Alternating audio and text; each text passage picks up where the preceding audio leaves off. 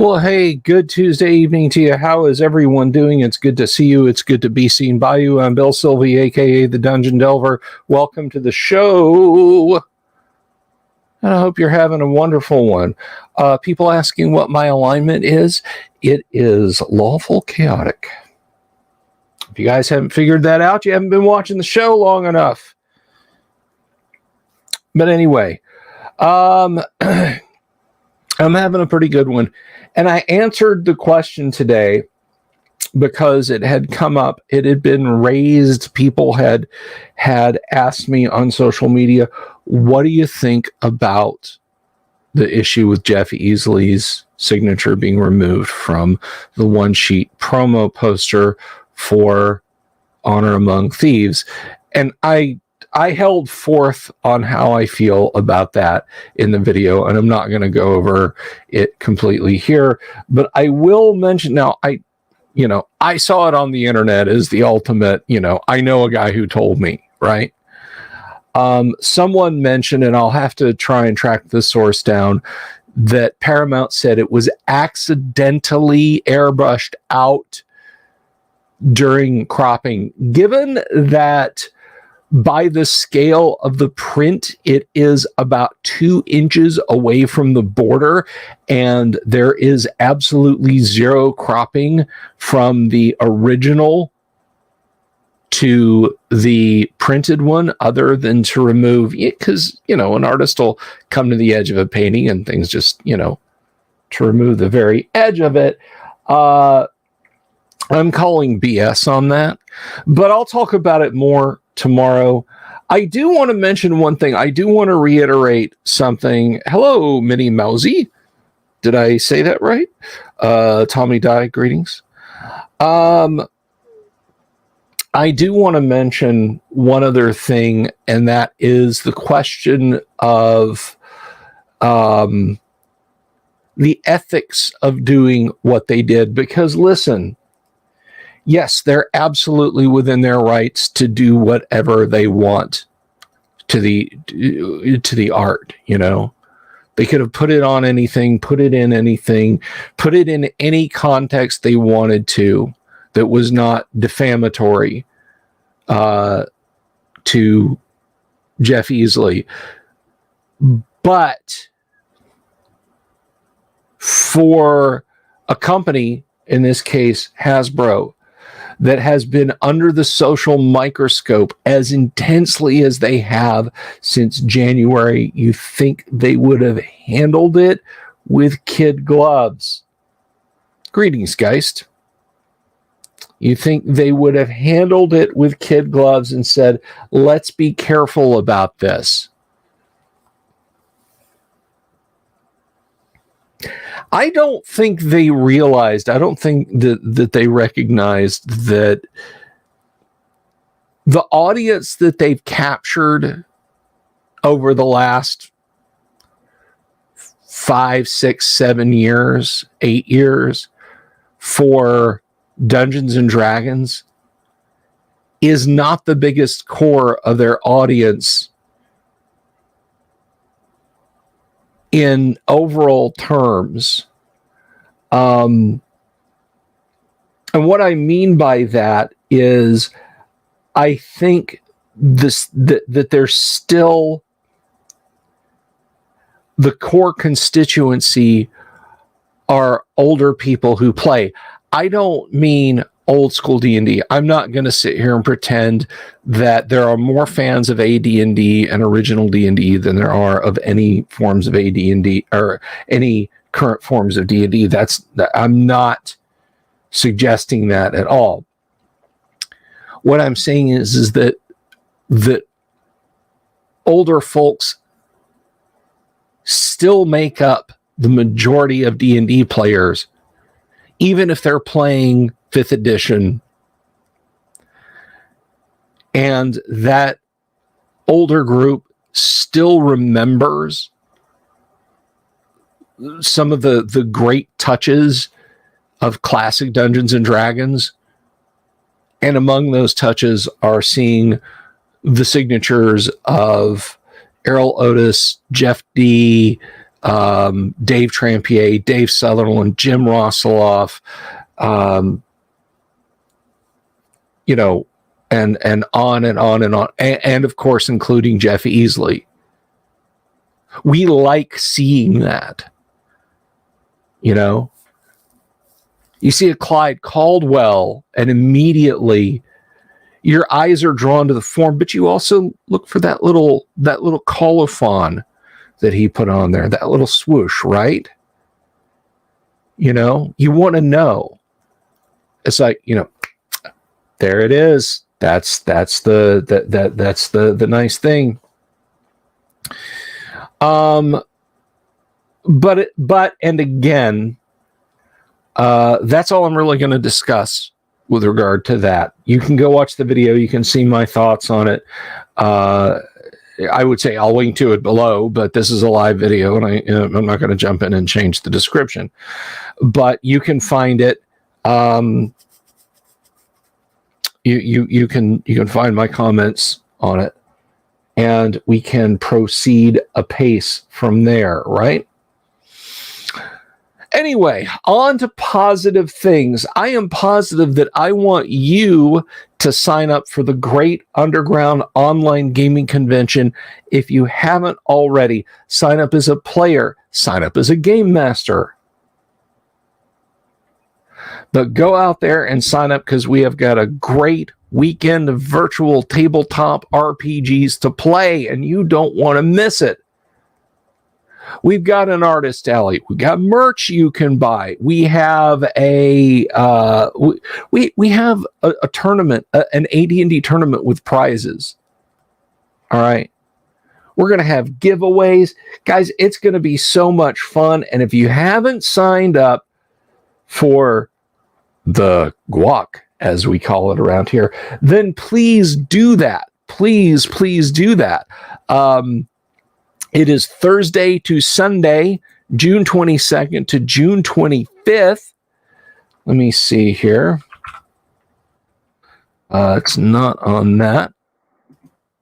Just find a link to share with you guys.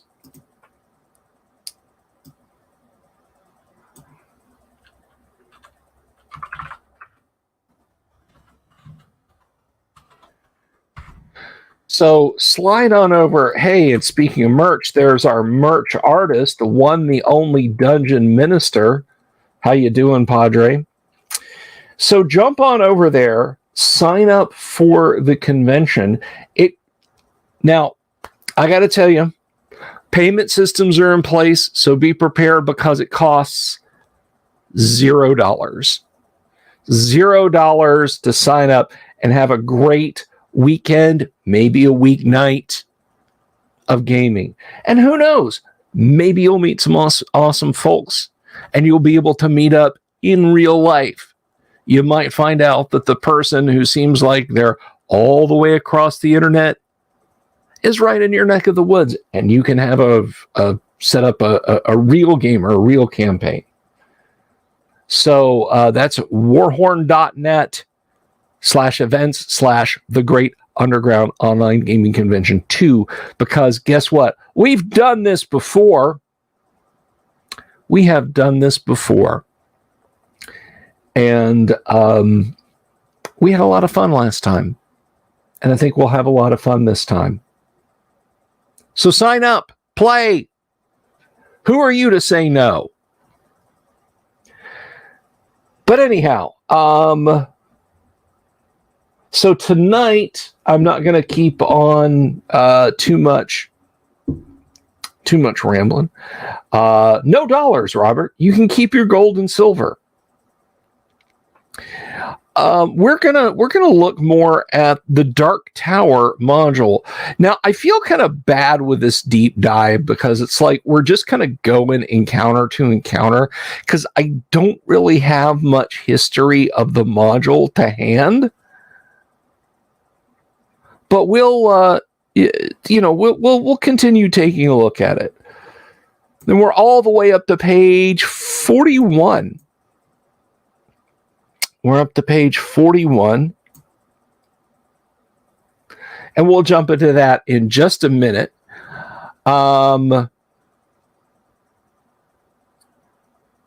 But I didn't want to leave you guys hanging. And then at 9 o'clock, at the top of the hour, as they say in broadcast, at the top of the hour, we're going to be playing some first edition Advanced Dungeons and Dragons.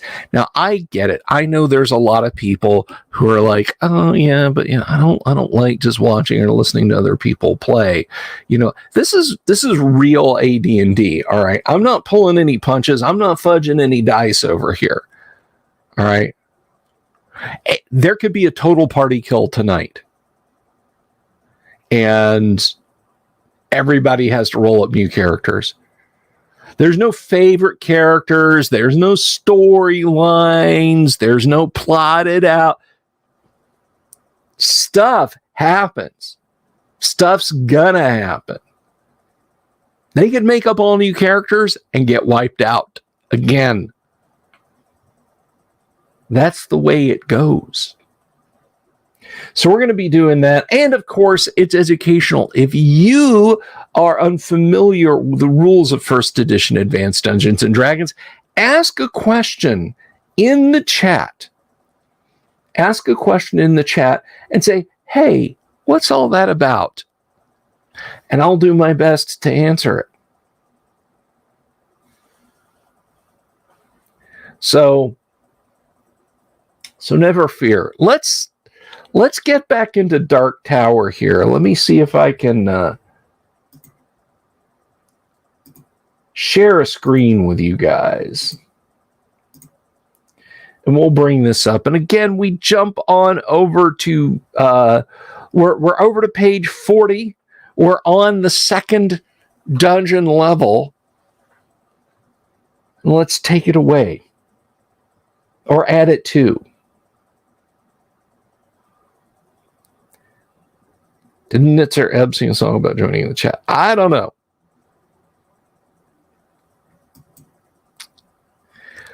Teleportation Hall. At the end of this hall appears to be two doors. They are locked. In reality, they are teleportation doors that take victims to room 311 coming out through the west wall. Approaching within 15 feet of these doors will seal the hall with a wall of force. A heavy poisonous gas will begin to fill the room at knee level and rise 1 foot per melee round. If a saving throw is not made, death will result in 1 to 4 melee rounds unless clean air is breathed immediately. Saving throw must be made every round of exposure. Gas will not teleport. Nasty one. Disconcerting, let me try that again. I English good. Disconcerting statuary. The 3 doors in this room appear to have stone statue of orcs guarding each side of the door. Perched on the head of the right-hand orc on the north door is a cockatrice, not a guacatrice. We have one of those.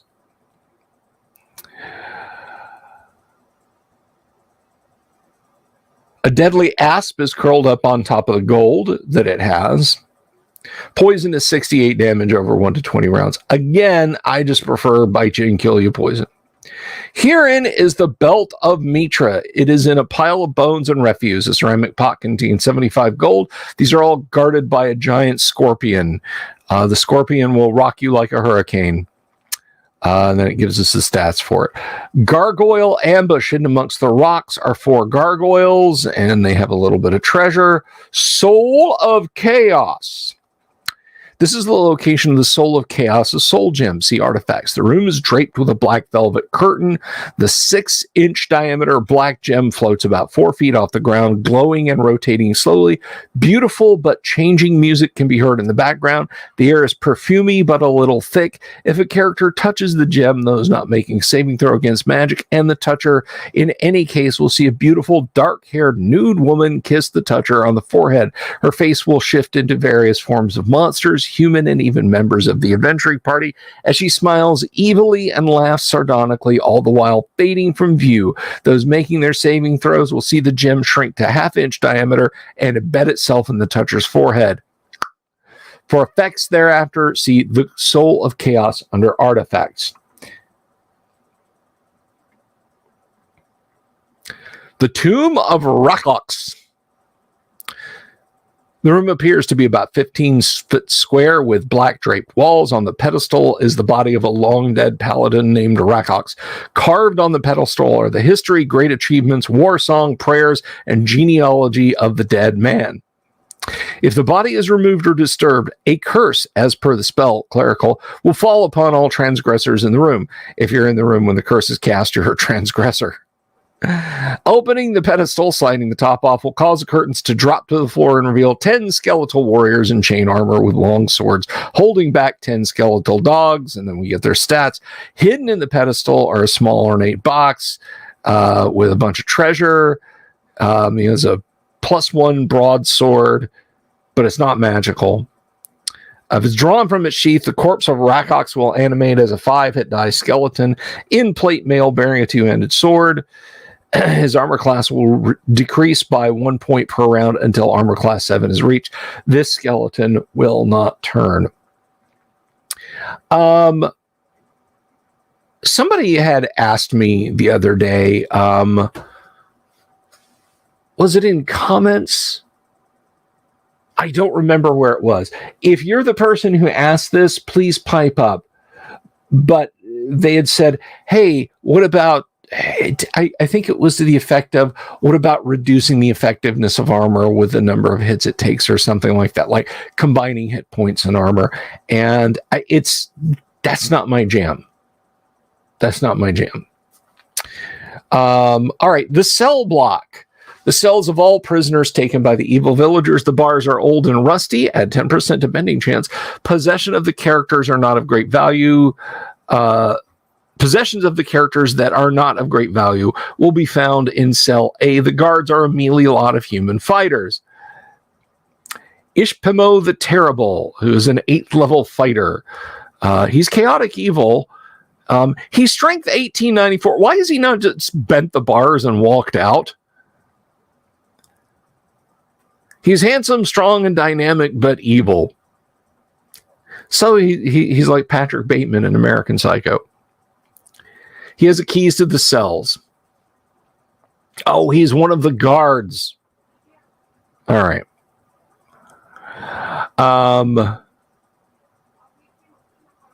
Or maybe he's not. He has a 30% chance of asking adventurers to help him. Mydod and Onok take over the town by knocking off Evacaris, Mirth, and Olam Hairy Arms. If offered a share of the loot, a big share, they may even join the party in adventuring. Comrade or not, though, Ishpimo and his crew are untrustworthy. Midod the Filthy, who's a 5th level fighter, chaotic evil, and Onok the Belly, who is a 4th level fighter, who is chaotic evil.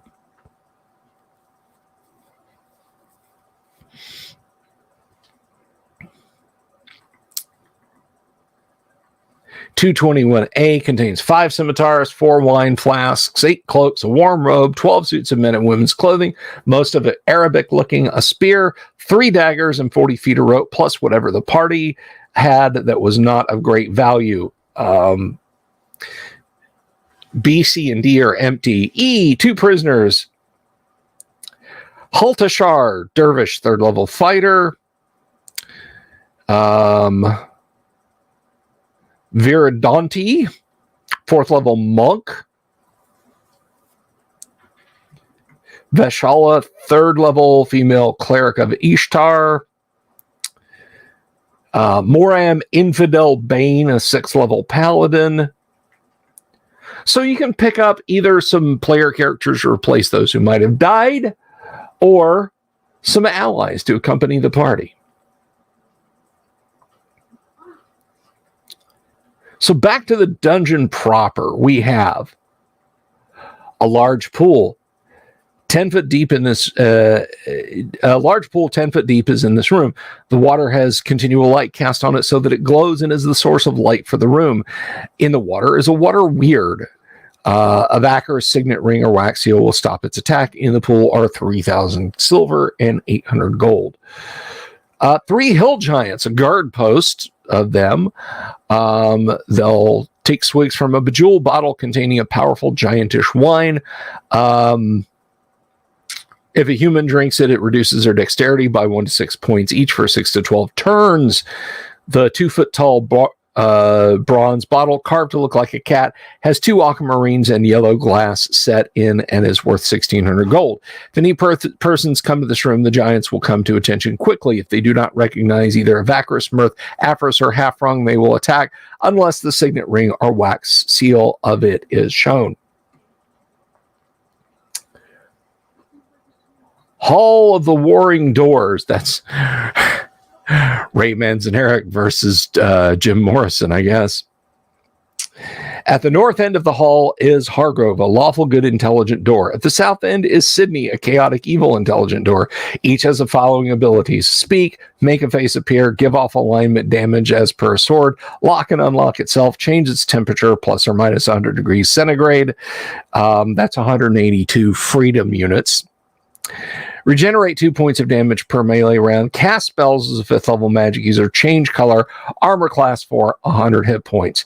The doors are antagonistic towards each other and are currently quibbling as to the ownership of 1,000 GP diamonds situated halfway down the hall. Each door has a small pile of treasure in front of it. Although the doors are aligned, they will help any who will procure the gem for them or help in their constant battle. Even though they're enemies, neither door will actually kill the other. Just try to damage and bully it. And they have spells. Hargrove has Magic Missile, a couple of times Reduction, Stinking Cloud, Wizard Lock, and Fireball. Sydney has Enlarge a few times, Magic Missile, Ray of Enfeeblement, and Lightning Bolt. And they each have a small pile of treasure. Sydney, the chaotic evil door, sounds like a Monty Python skit. Yeah.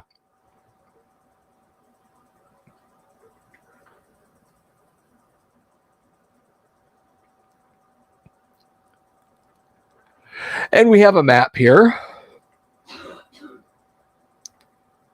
And this is dungeon level 3. And once again, it is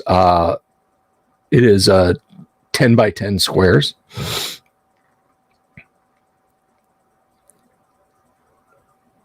So level 3. Sorry about that.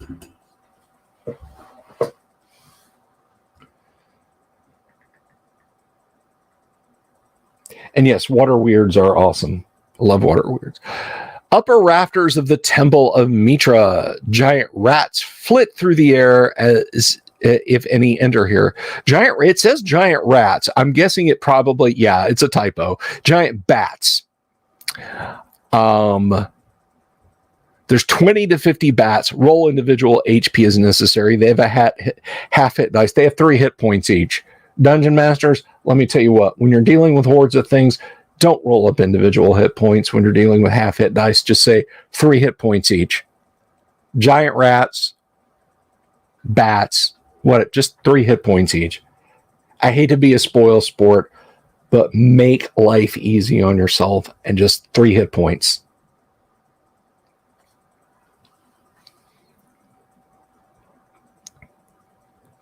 Bright lights will confuse them and lower their armor class to 8. If attacked while on bridge, roll under dexterity, +2 on a d20, or lose balance and fall 25 feet to the floor of the temple, 2d6 plus 2 damage. Tomb of Sam.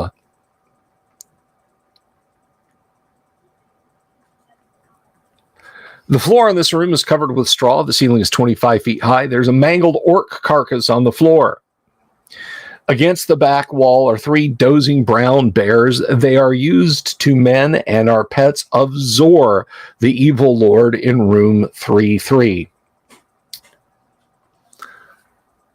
Alternately, there are pets of the mouse moving patent that caused a lot of consternation for computer companies in the 90s.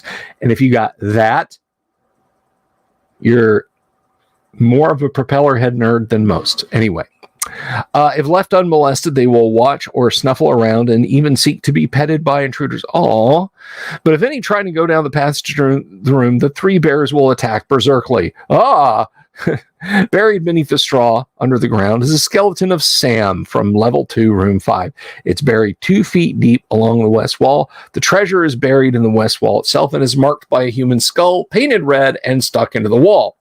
If the treasure is touched in any way, the giant skeleton will clamber and claw up out of the earth and attack. So there's a lot of treasure. There's normal skeletons. There is a pair of gems here that can be combined with the Mind of Balance, if you remember that one. And also there's a Frostband +3/+5 in here, but it's chaotic evil. The Lair of Zor the Evil One. 12 level fighter, lawful evil, plate and shield, +3 dexterity bonus, armor class, -1, magic longsword, +1/+3 versus regenerating creatures, lawful good, +1 warhammer, ring of telekinesis. By the way, every time that fighter touches that sword, it will be doing damage to Zor. He'll be using that warhammer. Just FYI, that's how it works.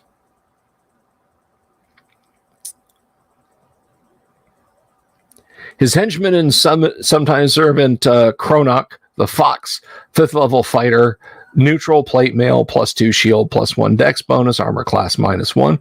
Kronok will not enter a fight unless he has a pretty good idea that Zor will win. Up until now, that's usually been the case. If it begins to look bad for Zor, Kronok will join in. However, if badly wounded, he will surrender, usually trusting the good guys not to kill him. In a chest at the end of Zor's cot is the following, and then there's some loot. He keeps an extra chest undetectably, at least by taste. Poison food that is so potent that its effects are felt in 6 melee rounds, and it does 68 of damage over the space of 2 melee rounds and paralyzes the victim for 6 to 36 turns. He likes to invite visitors to sup with him. Iocane powder. So he'll try and sucker you in to get you to snack on what he's got there, but it's poison.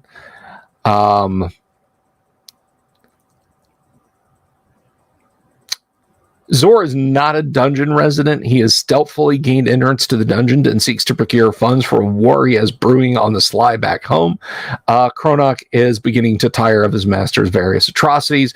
If an adventuring group is in here more than one turn, Grimstone in room 3-4 will enter and blindly attack Zor. If properly rewarded, Zor may join a party, but it will be to further his own purposes and should be played as such. So Grimstone, I'll back Grimstone, thanks. Grimstone, he is Grimstone. He's a 5th level elven fighter, ring and shield, +3 sword. He possesses the Sword of Crone. The same signet is on the sword isn't on the Ring of the Corpse in room 6 of level 1. And then we get stats for the Sword of Crone. So Grimstone is not happy with Zor. Zor has 106 hit points. He has a slight edge on Grimstone. Just a little bit of one. 6 ghouls and a ghast are in room 3-5. Nothing really of note plot-wise there.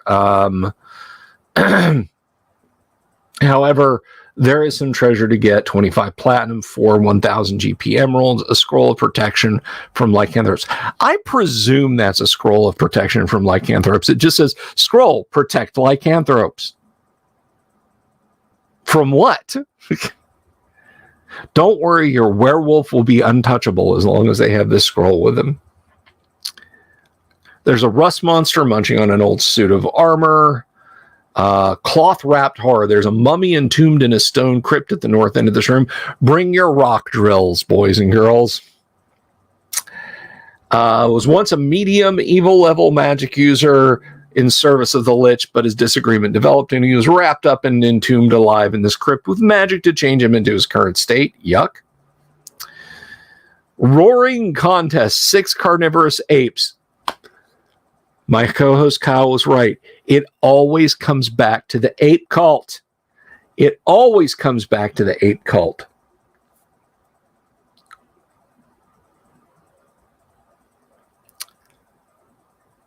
Occasionally, they will mock fight amongst themselves or part of Hafrong Helleyes band of servitors. They guard a cell containing a recently captured paladin from the White Tower. So you got some carnivorous apes to deal with. Prison for a Paladin. Sounds like a good fantasy novel, yeah? Lycanthrope moms, yeah. Take your protection scroll with you, honey. Oh, Mom. Don't you Mom me. You hear about little Timmy Smith? He didn't have his protection scroll with him. He got stabbed with a silver dagger. Anyway, so the paladin Glorfingal, no relation, right, Paul? Glorfingal knows the exact location of the 3 Matraic artifacts and is being tortured for that information. He must either be taken to the White Tower or the Hall of Blessing to pass on his information. He also knows the location of Hafrong Helleyes' magic jar.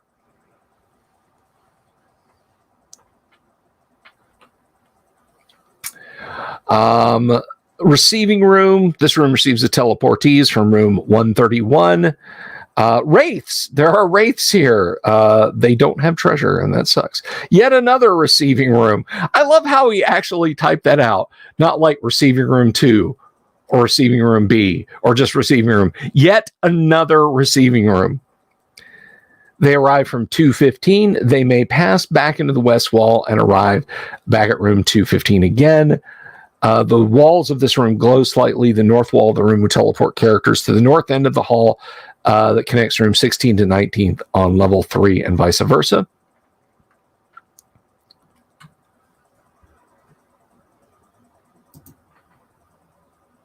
The Tolkien estate is about to send the Pinkertons for that. Yes. Small chapel to the god of evil. Sit. A black 8-foot-tall basalt statue of the god stands between 2 unlit braziers.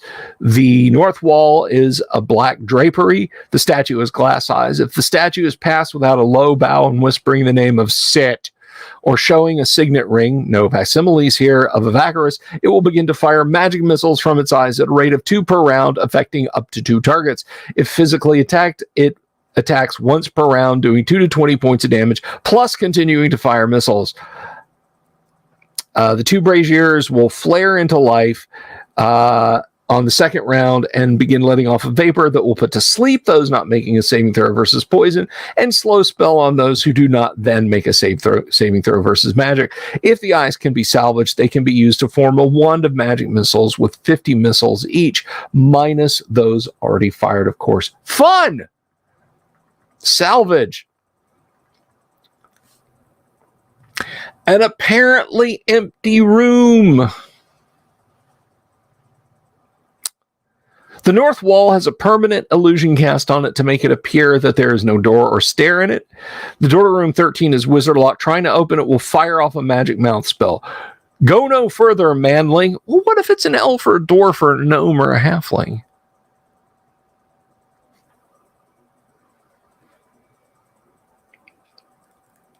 Beyond lies that which would devour your very soul and befoul greater motions than your feeble mind might know. A second attempt to open the door will fire off another magic missile. You were warned, and a spear trap will fire off 6 spears, attacking as if cast by a 6-hit dice creature. A third attempt to open the door will cause a wall of fire to spring up directly before the door. Magic Mouth will say, "Stubborn, aren't we?" I love Magic Mouth spells. I really do. Greetings, Clark. Spirit Naga Guardians. Harshasha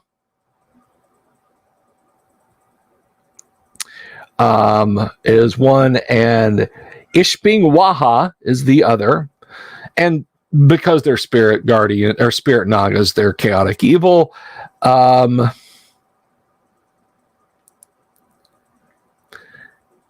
And there's an illusory door on the north wall of this room. And if you try and open it, it says, "You have been warned more than once. Beyond lies that which would seek to hinder the purposes of men. Go no further." And it's wizard locked. A second attempt to open will open up a pass in the wall, in the floor, a pass wall in the floor, 8 foot wide from east to west for a drop of 25 feet. Magic mouth. "Some people never learn, do they? Ha, ha, ha, ha, ha." A third attempt will bring down an ice storm in the area of the door. And we have another one of the dinner plate gems. So let's read on that a little bit, shall we? Right, Clark? This is a blast. I'm digging this. Of course, now I can't run it for the Monday or for the Tuesday night group. I don't know if any of my Monday night group regularly watches this. And like all good modules, remember, guys, you should adapt the module to best fit your campaign. So if I'm hitting stuff and you're like, "I would never use that. That is ridiculous." Don't do it. Change the room around, but don't throw the baby out with the bathwater.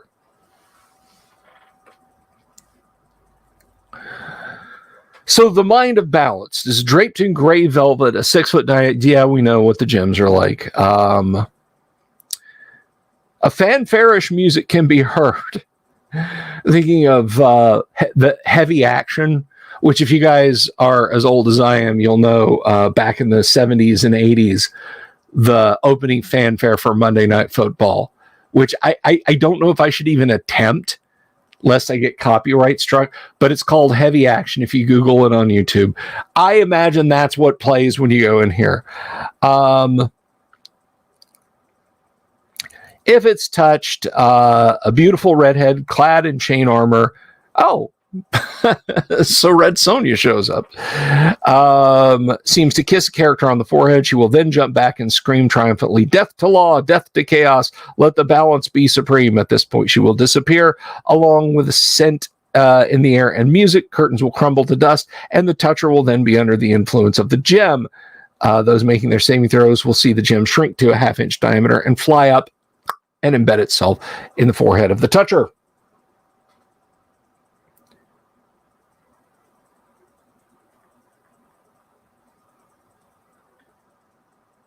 We're not old, we're middle-aged.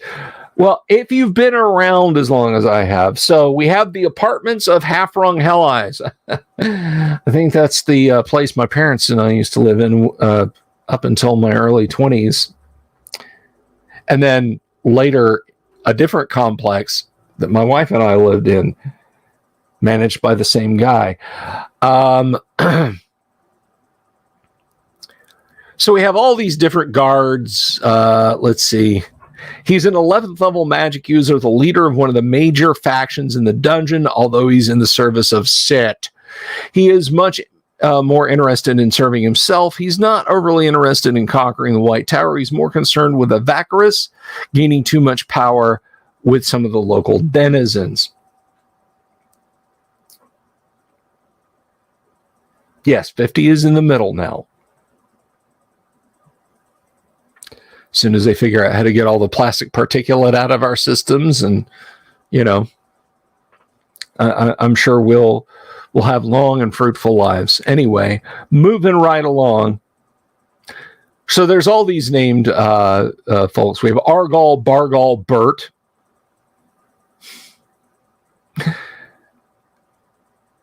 Tarshigid, Far-Reacher, Melon, Half-Elven, Halfed, Blood Gusher, Tyrion of Azalbar, Oaf, and a pet direwolf, Fang. And there's various things that you might find Half-Rung Hell Eyes doing. Occupying body in room 4 to 14A, determine activity on a D6. Casting a spell, inspecting potions, performing experiment, writing notes, meditating, conversing with troll leader from rooms 15 to 17 on level 4. There's a 40% chance that 1 to 3 trolls will, I'm thinking we have a missing word there, will be in room 413, having some rowdy sport with Hex, Half-Rungs, Guardian Hydra, And then we get the stats on the troll leader. Occupying a body in rooms 4 to 14C, studying at a desk, eating, meditating, sleeping, exercise, making love. In the female body will be one of the guards determined. Individual above in a male body will be with female body, 60%, or randomly determined captive from some caravan. That's just messed up. Outside of a apartment complex, in a village with a Vacris, the lower temple of Sit, in the study room 414C, discussing bribe with the red dragon in room 4-5, searching for the soul of chaos, feeding the Hydra in room 413. When outside of the complex, Halfrung will have 2 guards, determined individual, and his assistant Mervyn with him.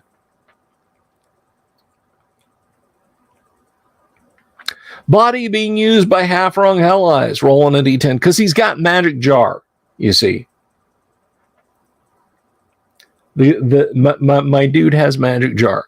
Body 1 Grom. See room 317. Body 2 Skelly. See room 317. Body 3 Orson. See room 317. Or 10 a carnivorous ape.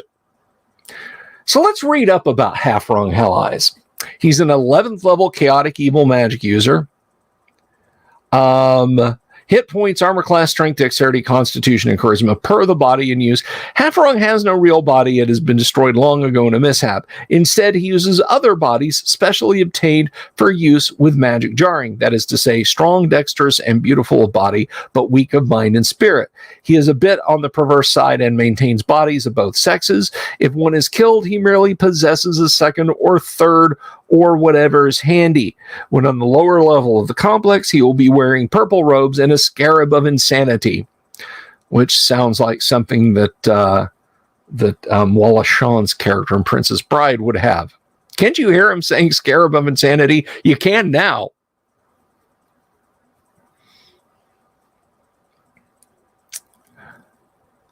When on the lower level of the complex, he will be wearing... Oh, we already did that. Halfrung is mildly insane and has a tendency to let off fireballs right at his feet if attacked and in range of his magic jar. Spells: enlarge, identify, reduce, shield, invisibility, mirror image, web, wizard lock, fireball ×2, lightning bolt, monster summoning 1. And Jacques was kind enough to tell us exactly what will show up, so you don't have to pause and roll all that. Dimension door, polymorph other, well, I guess twice. Animal growth twice. Conjure elemental. That's got to be a typo because there's no spell called conjure and another spell called elemental. It's conjure elemental. That's one way to get rid of foot fungus, right? Then we have a communal room in barracks with these rather interestingly named folks. Again, it's the list from above. And they have some loot. Oaf has good loot, though. In his war chest are his valuables: a pink quartz statuette, platinum hilted dagger, solid turquoise bracelet, a large copper box, 2 carnelians on a copper necklace, electrum and mithril ring. Look at the stuff he's got. The body collection. This room contains Halfrung's body collection along with his magic jar gem. The room is very plush and 1 to 3 people will be lounging in the room. If any of them are encountered without possessing the spirit of Halfrung, that person will be rather dense, childish, and silly acting. Roll randomly for the body being used by Halfrung. Body 1, Grom, a 6th level fighter. Body 2, Skelly, a 0 level female. A big, dumb, and handsome is Grom, a very beautiful, dark-haired young woman. Body 3 is large, dense, and tough-looking, armed with a broadsword. So all of these people, with the exception of Skelly. Skelly's listed as hit point 0. Even as level 0, she should have 2 to 5 hit points. So I would adjust accordingly, guys. And give her an alignment, even if it's just neutral. So if you can convince these people to come with you and not be possessed and abused and used by Halfrung, then rescue them, get them out of there. And there's the wizard's apprentices, Mervyn and Dagda. We're not told about magic boots, but they do have the following spells: Burning Hands, Charm Person, Protection from Good, Darkness, Invisibility, Monster Summoning, Baboons, which in my opinion are more dangerous than the Sturges, but that could just be me. Dagda, on the other hand, is Charm Person, Protection from Good, Reduce, Invisibility, Levitate, and Slow.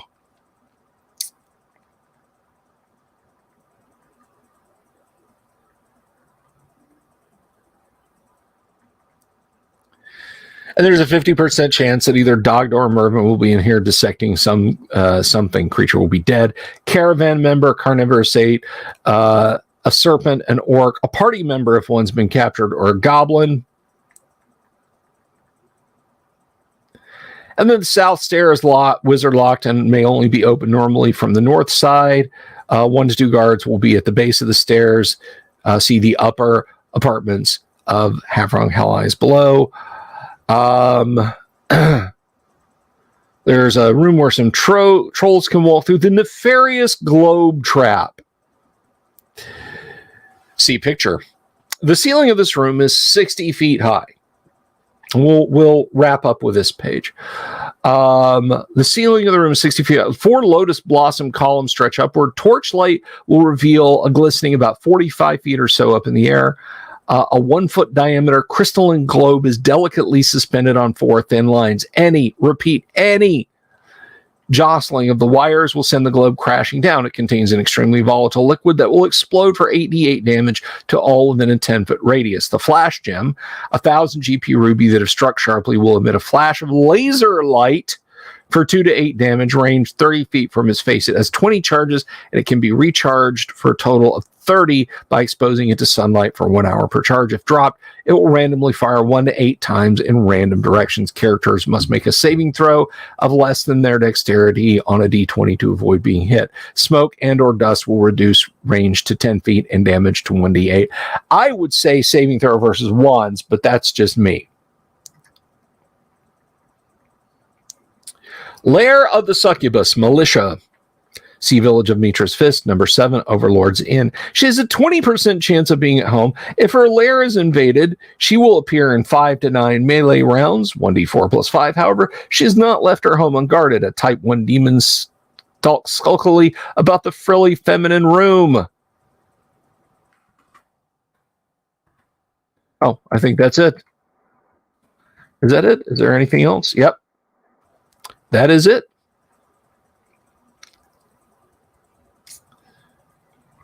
And does this take up the entire page?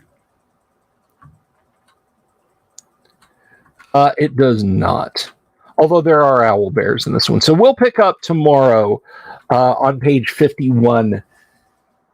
We'll pick up tomorrow on page 51. She's full of syphilis.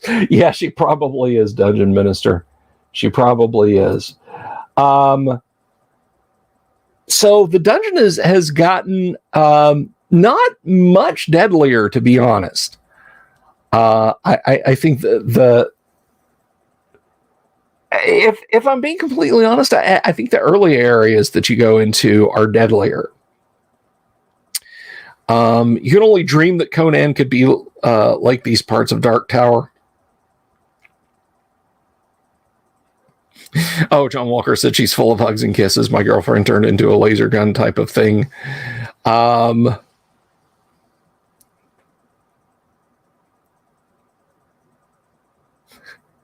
Jimmy said, I go to the kitchen and grab a drink and come back to foot fungus. This is a very interesting module. Well, I mean, we were just commenting about the fact that Half-Wrong Hell Eyes will, in fact, cast a fireball directly at his feet and obliterate himself if necessary. But there are a lot of interesting opportunities in this module frankly, for people to be rescued, which is something I kind of like. I like the opportunity to save people from a horrible fate. You know, dungeons aren't just about, insert adventurers get treasure sometimes. Sometimes it's about saving someone who's had something terrible befall them, as many people here who've come into this place have. So there's ample opportunity for a party to engage in some rescue. I'll tell you, there's a mod for Doom and Doom 2 that I like to play. It's called Brutal Doom. And in addition to adding a lot of new sound effects, just ridiculous amounts of gore, it substitutes, you know, the invisibility spheres you find in Doom, or the partial invisibility. It makes it harder for hit scan enemies to hit you. It makes it harder for anything throwing a projectile to hit you, except for the guided missiles from the Revenants. But in all the places in the Doom maps where those appear, they instead put other Space Marines, other Doom guys who are tied to posts, and you can rescue them, and they'll accompany you around. Sometimes they have just a rifle like a normal zombie man. Sometimes they have a minigun, a rocket. No, they don't have rocket launchers, or it's miniguns, plasma guns. Anyway, the point is you can rescue them. I love doing that. I love getting to like the final stages of Doom 2, the Plutonia experiment, or TNT, and having this group of like 20 non-player characters around me that I've gathered up and I've saved. I know it's kind of silly, right? But I still think it's pretty cool. I still think the idea that you can rescue people and get them to safety in a video game, that is a pretty cool thing. And I love that this module has that, where it's got people that you can save. Is it easy? No. I mean, like the 3 good-looking people that Hafrung is using as his bodies that he likes to drive around, you know, they're described as just being dumb, like dumb and pretty or dumb and handsome. So it doesn't make them easy to get out. But it's, I like the idea of saving those people. That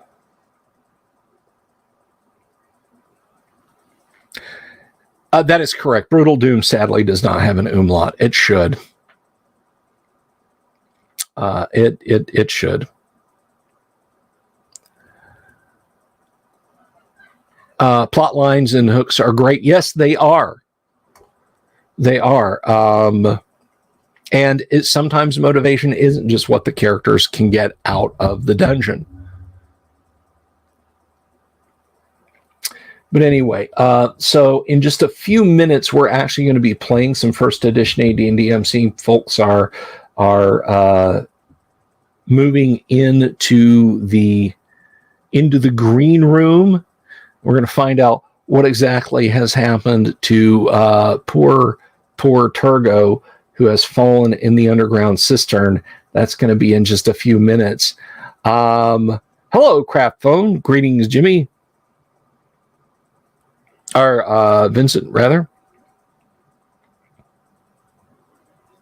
There you go. Lux has got it. So again, the idea that you can rescue, there are people, I mean, A1, oh my gosh, the number of people whose lives you can save in A1 if you play the module beginning to end.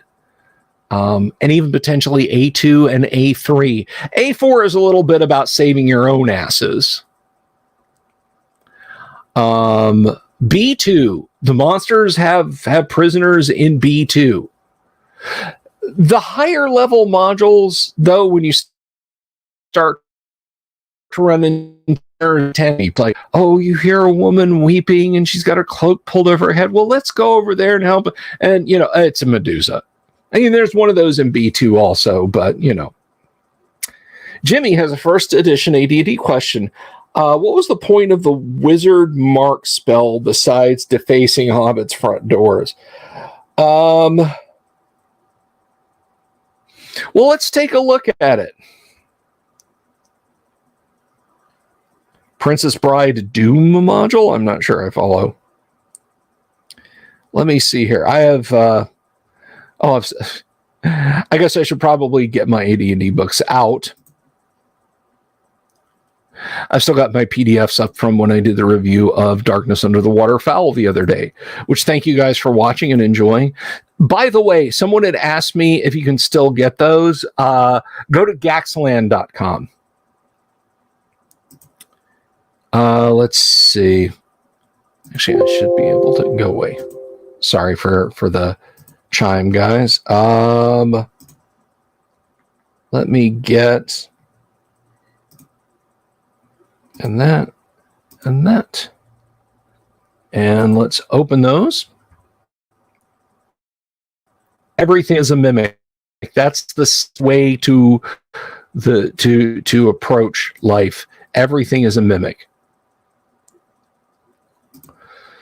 Diddly dee, diddly die.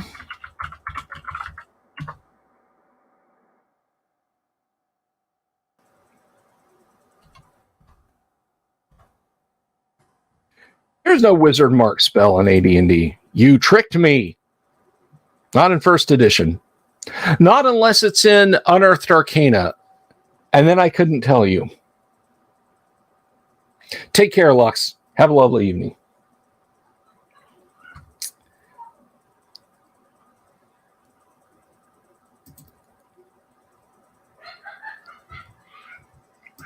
Let's see. Let me see. Is it in Unearthed Arcana? Because I don't even know if I still have the Unearthed Arcana PDF to hand.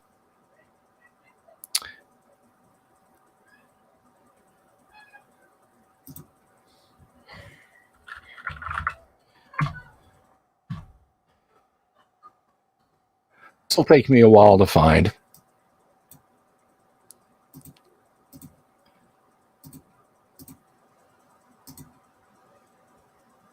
Nope, there's not a spell that's just mark. Oh, Unearthed Arcana page. I couldn't tell you, Jack. I could honestly not tell you what the purpose of it is. I'm not being a smartass, but just look at the description of it and try and incorporate it best into your. Oh, that's my wife and kids. They're watching something funny out there. I didn't realize you guys could hear that, Death Angel. So we're just waiting for one other player to join. Let me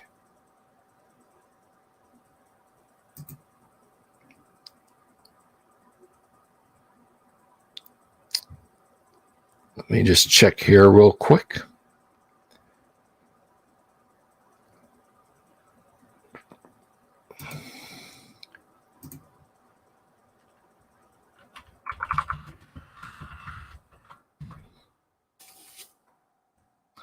Anyway, in the time we have remaining before we start the game, before we get all of our ducks in a row and all of our players in the room, any questions?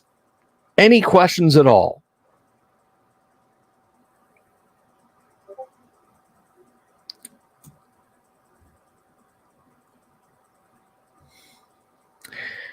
It's a 2E thing. Now, I know, now this is completely unrelated, I think, probably to anyone's taste as far as D&D goes, but I know that mark in the Elder Scrolls game is basically you're putting a spot where you're going to teleport to in the world. At least in Morrowind. You could get a ring of mark, and then if you cast a teleportation spell, it would take you wherever you marked, wherever you put a mark, which is very convenient for taking you to like the Creeper to sell your extremely expensive ebony and daedric weapons to gain hundreds of millions of septims over a course of time. Ask me how I know.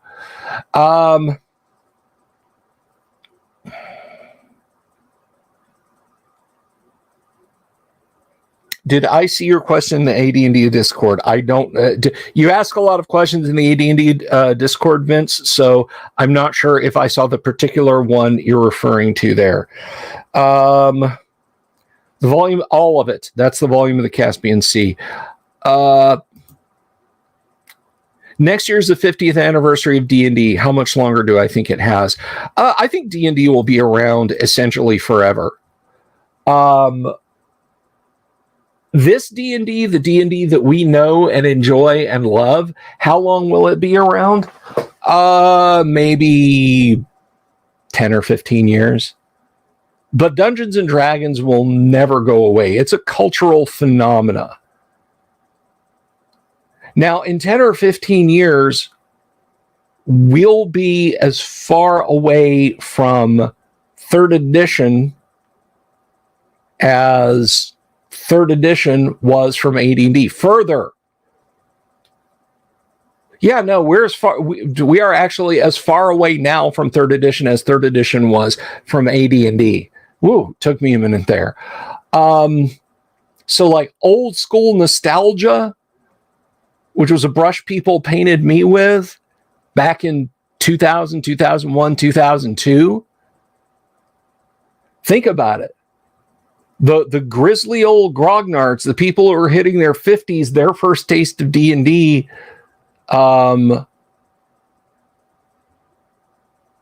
was in their 20s with 3rd edition. Think about that for a second. Oh, the wilderness? No, I don't. I looked at them once long ago, Vince, and I just decided they weren't for me. I'm sorry, I don't have a better answer for you than that. Guys, guess what? It's the top of the hour. The hour of power. And we are going to welcome in a full house, a full stack, if you will, of D&D adventurers. So without further ado, let's play some 1st edition Advanced Dungeons & Dragons and say good evening to our pugilistic paladin himself, Cork, as played by Baron von Headbanger.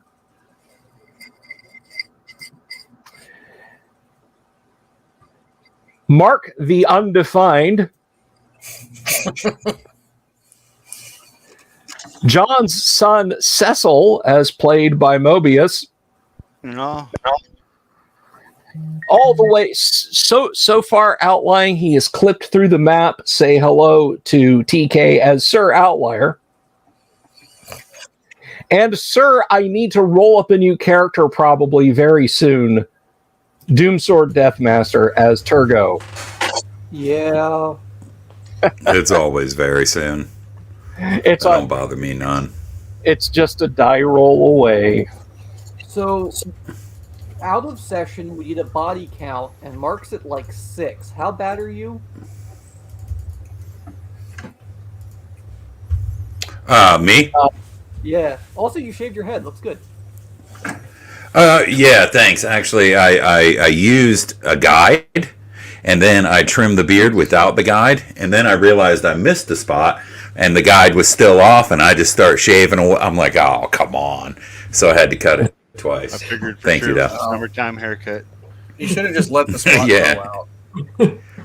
Yeah, I missed the spot here.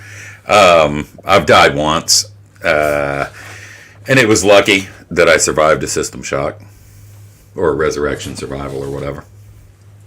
My characters have died that so many times because I seem to suck at this game, but I'm having fun. So That's what matters. yeah.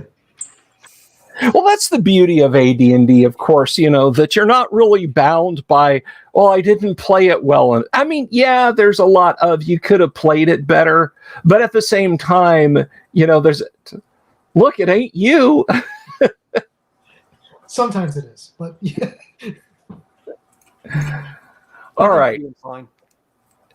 So, when last we left the adventurers, they were traipsing through the sewers of the city of Greyhawk, searching out the source of rumors of strange explosions and other ongoings in the in the watery passageways beneath the storied city of Hawks. They had found a great, huge water cistern, perhaps some 200 feet by 100 feet. Turgo had gone climbing around the walls of the cistern and stepping into a convenient tunnel so he wouldn't have to climb. He saw the disgusting, noisome shape of an Otyug. Fearing for his own safety, he dove into the water to swim back to the far side of the cistern to rejoin his companions. And in doing so, you now see, bubbling up around you, Sorry, guys, I had to wind. 6 spiders. They sort of float up in bubbles that pop as soon as they get on the surface, and they're standing there, and they're all about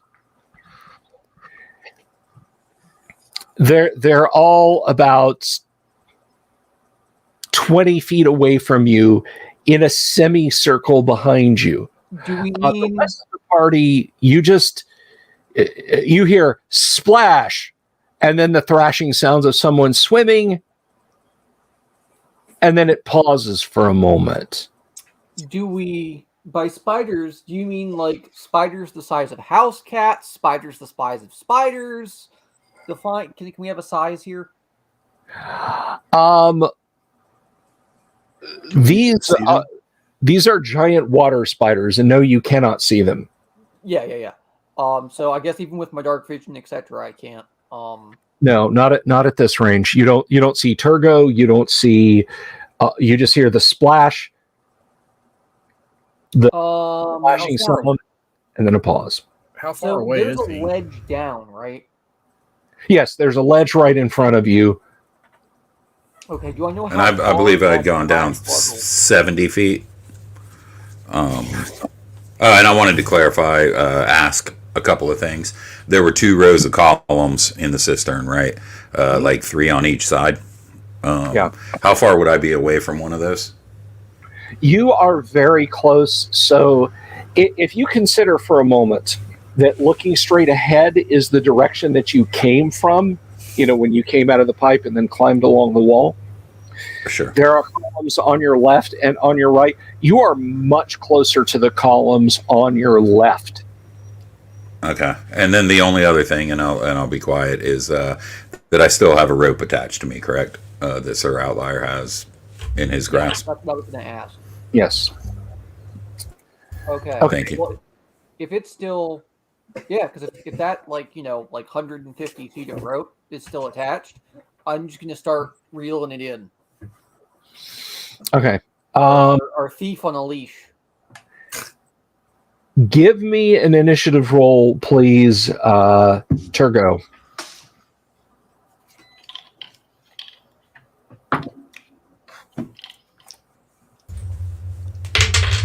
Six. Okay. They have just sort of broken the surface of the water and are kind of getting their sea legs. So you absolutely can act before them. Give me a D20 roll, please.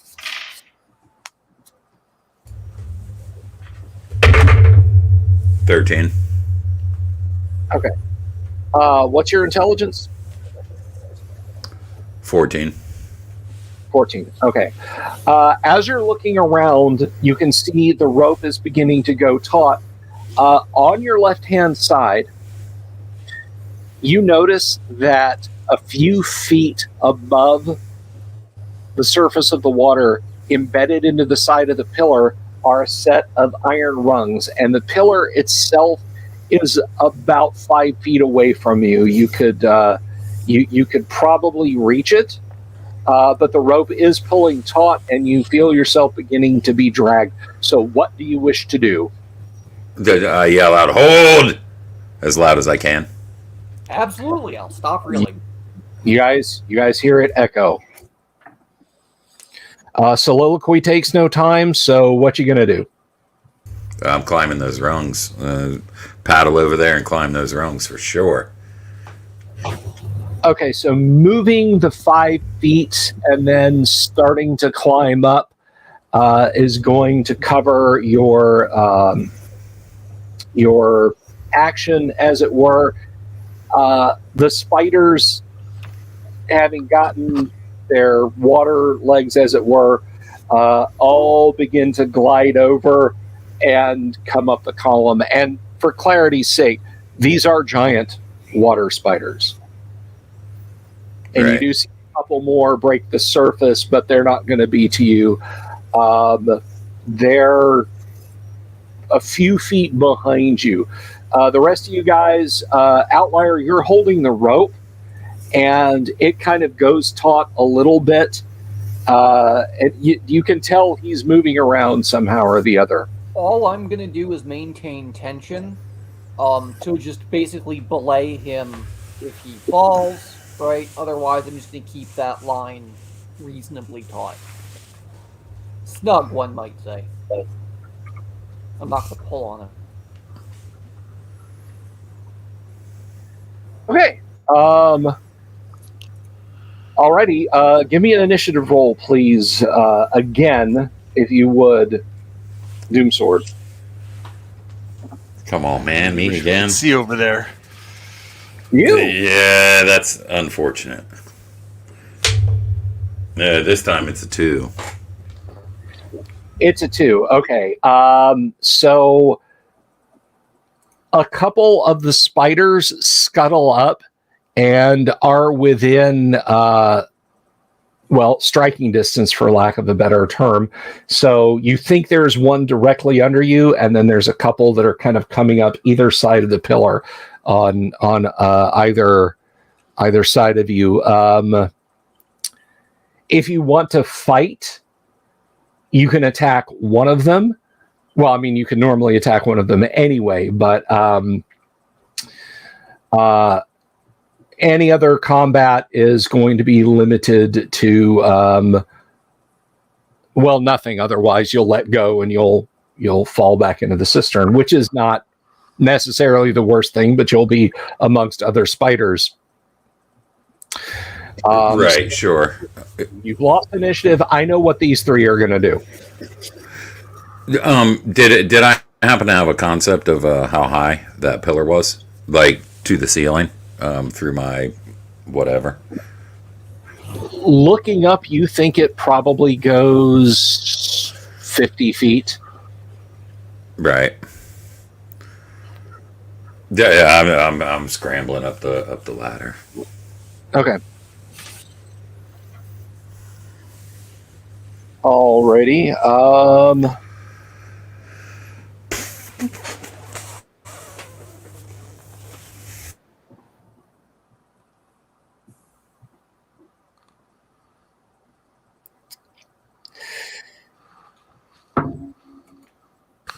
Okay, and what is Turgo's armor class minus any shield or dex bonus?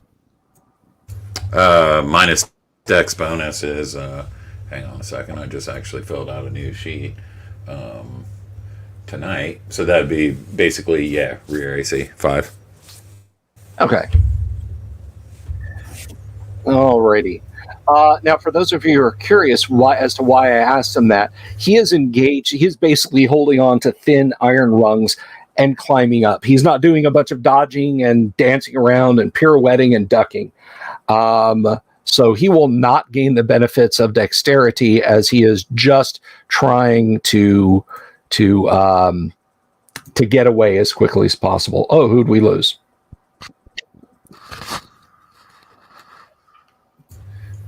So let's see. I'll just have to keep an eye. Oh, there you go. Hello. You're back. I'm back. Now his head gets cut off at the bottom. There you go. Minor technical difficulty. That is quite all right. I'm all right, moving up the ladder. The one at your feet misses as you kind of pull your feet up and scramble. The one on your left misses as you kind of swing out and continue to climb. The one on your right, that's cocked. The one on your right misses as you swing away from it, and you move up. Let's see, you're climbing. You get about, I'm going to say about 30 feet up, and that rope is now starting to pull tight. Outlier, the rope has pulled almost completely taut. Okay, I'm just maintaining tension. That's all I'm doing. So if he needs slack, I'll give him slack. If he doesn't, I'll pick it up. That's all I'm doing. Okay, there is no slack. Yep. Okay, so Turgo, they attacked, they missed. You scrambled up and put another 30 feet between you and them, but the rope has gone tight. You can't go up any further. What are you going to feed him out more rope? That's what I mean. Is that if he needs more, I'll feed him more. Okay. It's just if I feel him pull, right, I just feed out more. Okay. So what am I doing? Yes. You can move more, yeah. Yeah, Right, am I If Go you ahead, played sorry. out more rope, then yes, you can continue to climb in the next round if you wish. Yeah, I assume I'm pretty close to the top, right, to the ceiling. Yeah, you're about 20 feet away, and peering upward, you think you see some kind of door or hatch above you. Oh, I'm going for that, absolutely. Sewerman? Okay. Yeah, and I'd like to yell out too. Is that something that I can do? Yeah, absolutely. Soliloquy takes no time. Okay. What are you yelling out? There's a manhole cover above me. Well, let's confirm that first. You hear that? Maybe you can tie it off. You know, if you can tie the rope off at your end, maybe we can either swing down and come your way or meet up with you later. Yeah, exactly. If I get up there, I'll let you guys know what's going on for sure. That's when you get poisoned and fall off the ladder. And down. Spiders on my 6. I Okay. can't see them. They're too far away. Roll initiative, please, Doom Sword. I'm getting tired of this. Come on. 1. Okay, the spiders spend their round scuttling up. Are you continuing to climb? You have about 20 feet to go, and you think you can cover it in this round. Yes, absolutely. All right. Upwards you climb, and they take their attempted bites at you.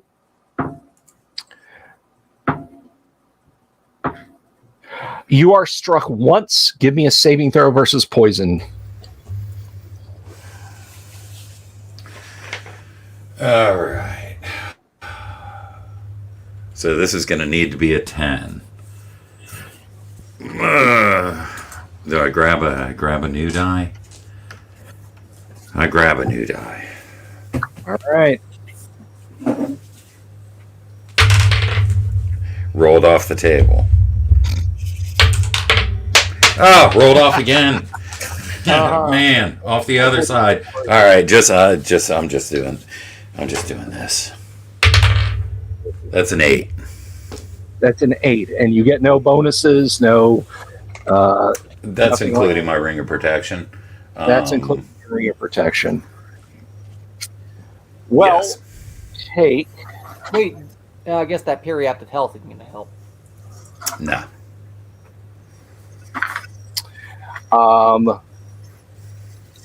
You take 3 points of damage as you feel this thing's fangs sink into your thigh, and that is the last thing you know.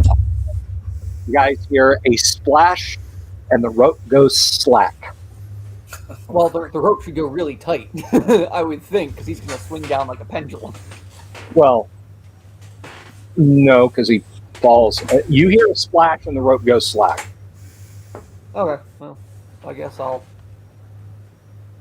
Okay. There's some resistance, like almost like you're fishing. Yep.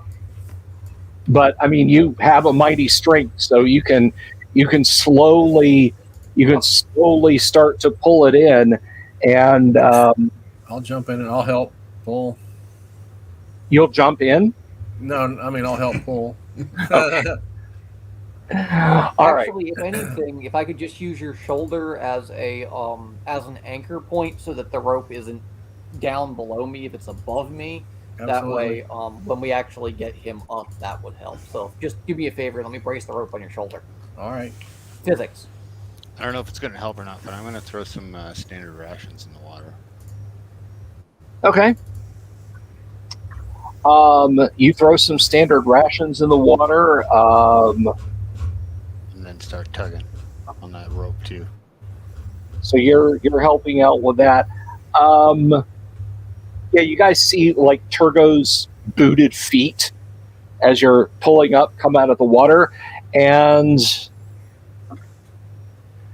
you're not surprised. I won't say you're not startled, but you are not surprised when you see like his lower body and then his upper body start to come out of the water also, and there are no fewer than 4 good-sized spiders clinging to him, like Yeah. trying to pull away. They regard you for a moment and begin to scuttle along the rope and along the surface of the water towards you lot. So, what is Cecil doing there, Mobius? Kill them. He's going to try to stab one of them spiders without getting Turgo. Okay. What is Outlier doing, TK? Can I wrap the rope around one hand and crush another one in my fist? Basically, hold the rope with one hand and try and grab a spider with the other. Well, understand. I mean, these are not. These are. Oh, I see. Can I hold the rope with one hand and stab one with my sword then? That you may do. Cork, you are attacking a spider, I presume? Absolutely. Okay. Since Outlier is pulling the rope, Outlier, roll initiative, please, if you would. Also hazard a guess and say these things aren't sub-hit die. That is correct. Okay. Sadly, the initiative is a 1. Okay. All right. One kind of leaps at you, Outlier, and I will need you to give me a saving throw versus poison, please. Do I roll above a 4? The answer is yes. All right. You take 4 points of damage. Yeah, that you're. We'll say it bit you on the thigh, like your leg is starting to go wooden. That's kind of unpleasant. The next one, because you happen to be there, Cecil, John's son, it misses you, and Cork. What is Cork's armor class with shield and all? 2. 2. Okay, I'll have to see. So that is. Yes, that is actually a hit on you, and give me a saving throw versus poison, please. You take 3 points of damage. Remember, you are a paladin, so you get a +2 on your saving throw. All right. What is that off of? A d20. You just want to roll a d20. Okay. All right. Oh my God. That's a total of 4. Damn. Okay, so yeah, one of them leaps onto Cork's chest, wraps its legs around him, and fangs him in the neck, and Cork cries out and falls over. I just bought some armor. 1, 2, 3, you land on the ledge. 4, 5, 6, you fall off into the water. Oh, you land on the ledge, and it's now kind of trying to drag you towards the water. All right, it is down to Outlier and to Cecil. What are you guys doing? Do I get to You're hit trying to stab this one, right? Yeah. All right. Yeah, I'm still trying to stick mine. Okay. Roll your attack. Math hits. Okay. I got a 16. Both of those will hit. 18 damage. 18 Unless damage. the thing's large. Are these Yeah. are these large or small? Goes into one eye cluster. They're medium. Into one eye cluster, out through its abdomen somewhere. It's still kind of vicious and kicking and trying to attack you. I got a 3 points damage. Okay, yeah, you sort of damage its carapace. You can, Right. 18 is still alive? yes. Okay. Stick it into the ground. It's not in terribly good shape. So yeah, the one that landed on Cork is trying to pull him off the ledge. He'll sink like a stone. You guys can kind of hear splashing, just faint splashing over the din of battle coming closer towards you. What are you going to do there, Outlier? By the way, I will his body basically mostly up on the ledge now. I will apply. Hey, I'm sorry to interrupt. Is Darwish in here? Oh yeah, Darawesh is there. I'm sorry. Darawesh No worries. was struck, and he takes 4 points of damage and goes down screaming. I was talking about his attack, not his death. Well, he was there, and I should have had him attacked by one of the 4 giant spiders that I had to go up. So thank you for reminding me. Darwesh is now poisoned and down, so he unfortunately does not get an attack. But it's now the new round. You've got 3 men down, and Darwesh also landed on the ledge, so he's not being pulled. He did not go into the water. Outlier, you continuing to fight the one? I will apply sword. Okay. Cecil, you continuing to fight? Yeah. Hopefully, I get to hit this guy again. Even with my Stick AC him right into the floor. as being rear, it's still a 0 if my AC's rear. Okay. My shieldless AC is surprised AC is 0, shieldless is -1, rear is 1. Okay. However you want to count that. Then why don't you roll initiative for me there, Mobius? Okie dokie. Roll 6. Unfortunately, natural weapons, bites, and so on go first because it's an initiative tie. All right. Mobius, Cecil is missed. Oh. And Outlier is missed. Okie dokie.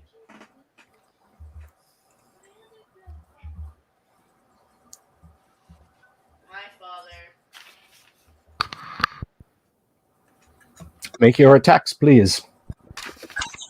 I'm checking to see if mine hits. That's a 19 to hit. That will hit. 6 points damage to the one I already hit. Okay, you hack it good, and some ichor leaks out of where you knocked off some of its chitin net. Why won't you die? I hit AC 5. That's an edge case. I gotta double check here. Let's see. That will just hit, and I know what your minimum damage is. So you, it's dead. There are others coming. There's about a half dozen others that arrive at. But do they at least check morale because the first one's dead? Do what? No. Damn.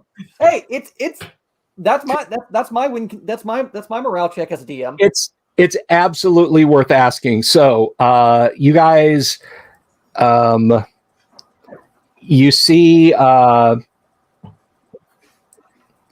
Cork is being dragged to the edge. You still have Turgo attached to a rope. He's not. Darwesh is being dragged to the edge, and more giant spiders are now starting to climb up on the ledge. So, what is Cecil doing? Backing up. Backing up. Okay. Are you in full retreat? Are you just... No. I just I knew there would be more spiders coming, but I'm hoping that I'm still be in range with my spear with the one I've been hitting. But I don't think I need all the poison coming my way. And TK, what is Outlier doing? Put it this way, Cecil. If you don't help me kill one of these this turn, I will personally kick you down there and use you as bait. I will stand my ground and continue applying sword, or at least drag one of my friends back with you, you coward. Okay, then you are each going to take a couple of giant spider attacks. Roll initiative for me, if you would, please, TK. 4. The party will go first. Y'all do y'all's thing. Hopefully, yeah, that 17 definitely to hit. hits then. If AC 5 hit, that blows that out of the water. Okay, both total of you hit. damage is 16. Okay, you injure it quite badly. I got a No. 2. You got a two points of damage total. You're still stabbing at it. Hopefully chopping off legs now. You poke it in the knee.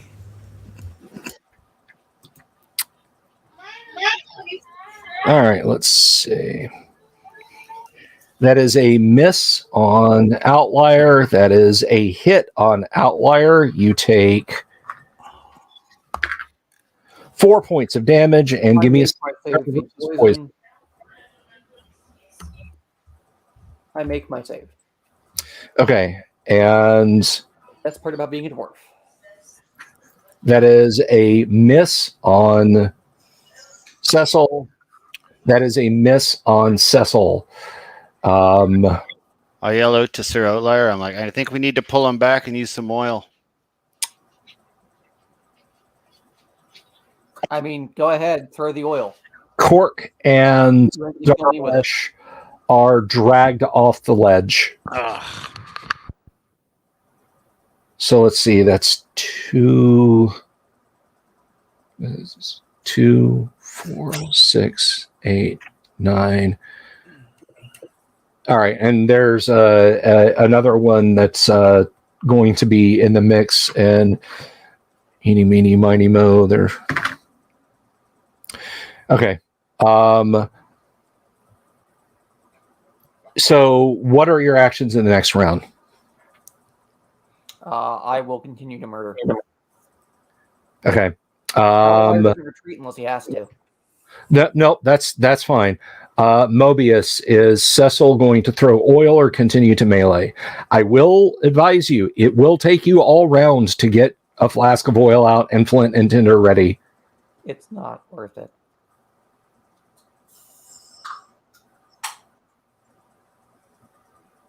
I was muted. How's that rope going? Do you still have a hold of it?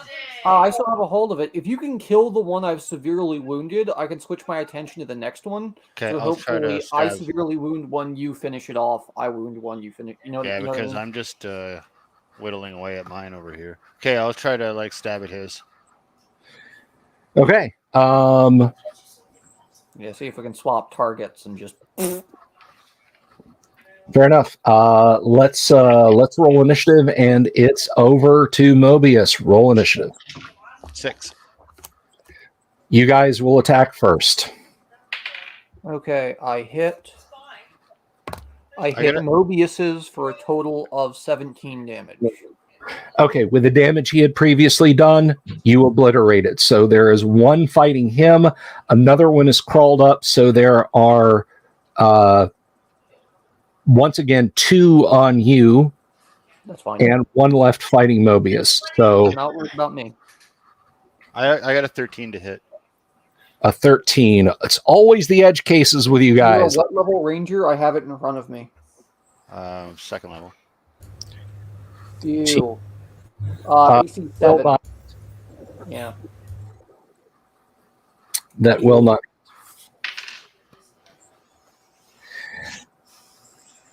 Okay. Is that all the party's attacks? Yep. Mm-hmm. All right. That's a miss. That is, let's see now. That is a 16.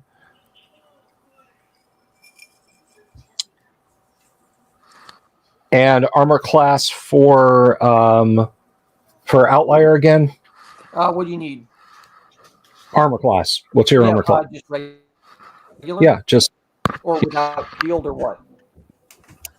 Do you have your shield out? Well, you're pulling. Currently, I'm holding a rope, so I'm going to say no. No. So AC -1.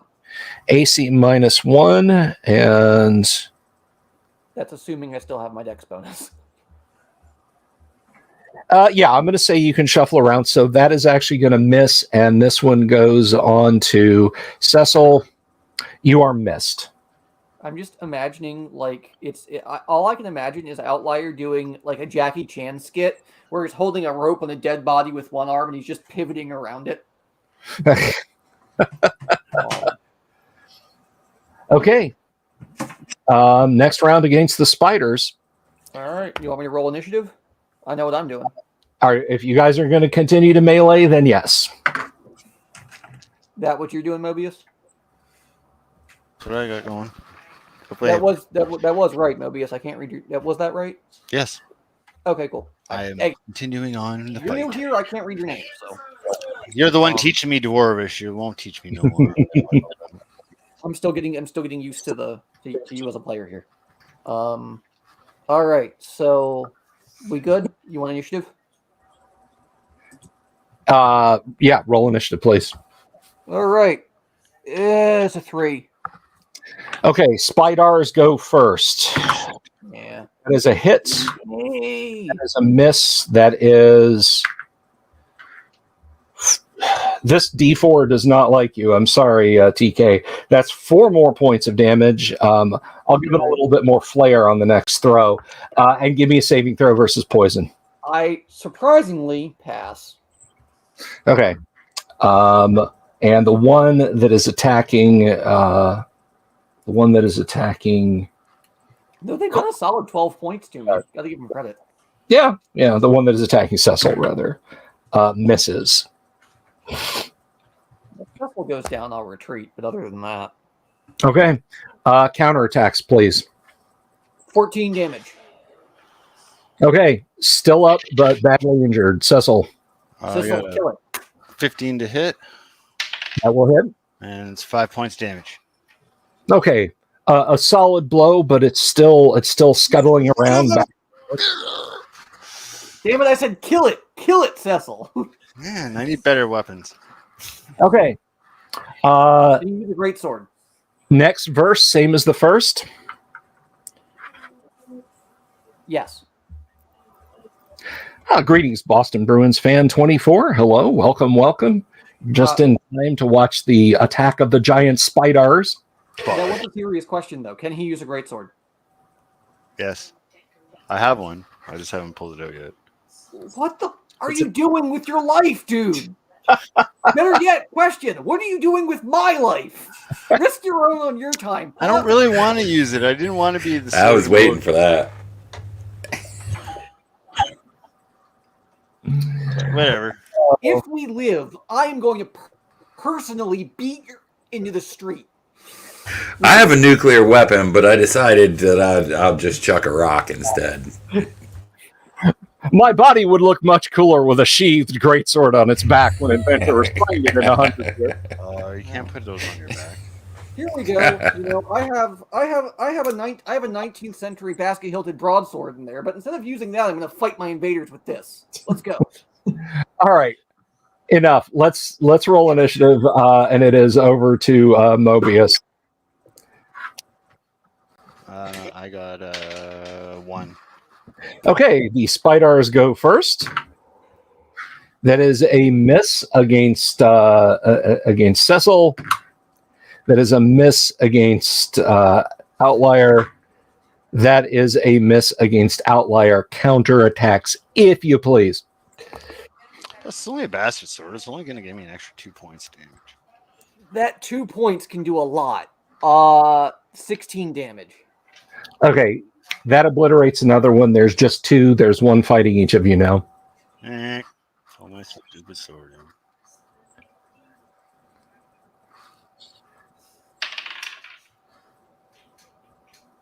Six. I missed. Okay. Next round, same as the first. Let's roll initiative, and it goes over to TK. 2. No, wait. I can't read the 6. All right. Party will attack first. God, I really should use a brighter room. Oh my God, I think I missed. I got a natty Actually, I one. know I missed. Okay. You both miss, and that is a miss on Cecil, and that is a miss on Outlier. Next round. All right. Cecil, roll well. I got a 15 to hit.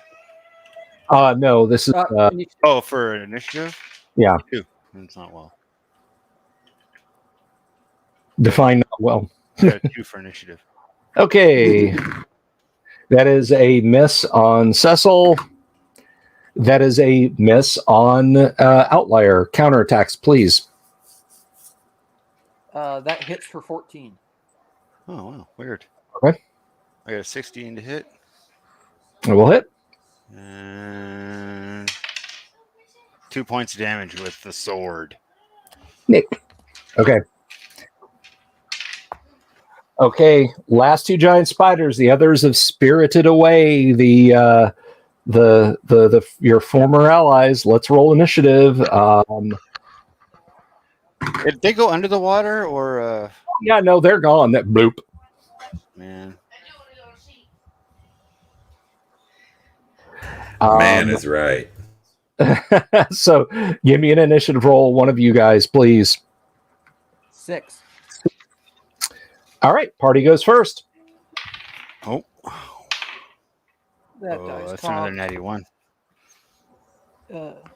All right. 10 plus math does hit, so then 7 plus 10 is 17. Okay, so and you've done 14 in the previous, so that one is obliterated. There is 1 left, and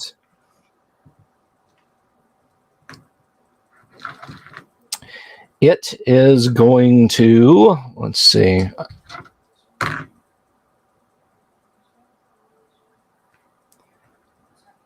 All right, I know what it's going to do in the next round. So let's roll initiative, please. Go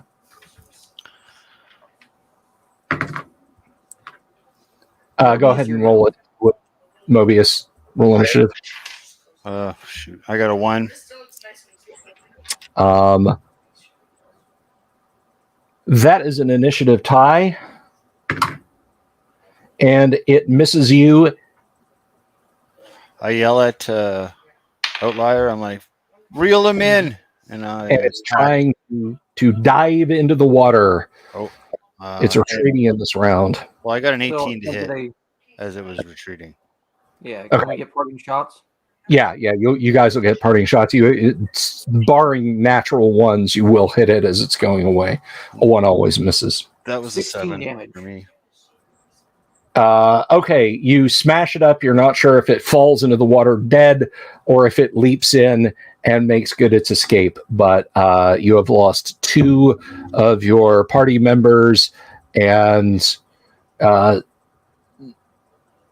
apparently dead to the world lies Turgo on the ledge before you. What do you guys wish to do? Is there anything within my vicinity that I can tie this rope off to?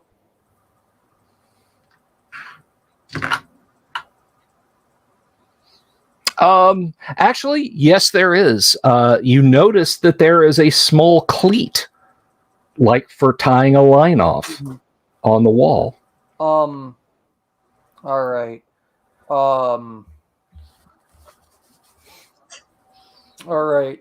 Cecil, you take Turgo. I'm gonna schlep him over to you. All right, pull him up over the ledge.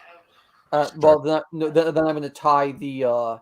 I'll tie the rope off on the line and then throw the line down, I'm going after Cork. All right. I look over Turgo. I'm like, is there like any life to him at all? No, his lips are blue, slightly parted. His eyes are slitted. He is not breathing. So if I like slap him in the face a couple times, nothing happens. Nothing at all.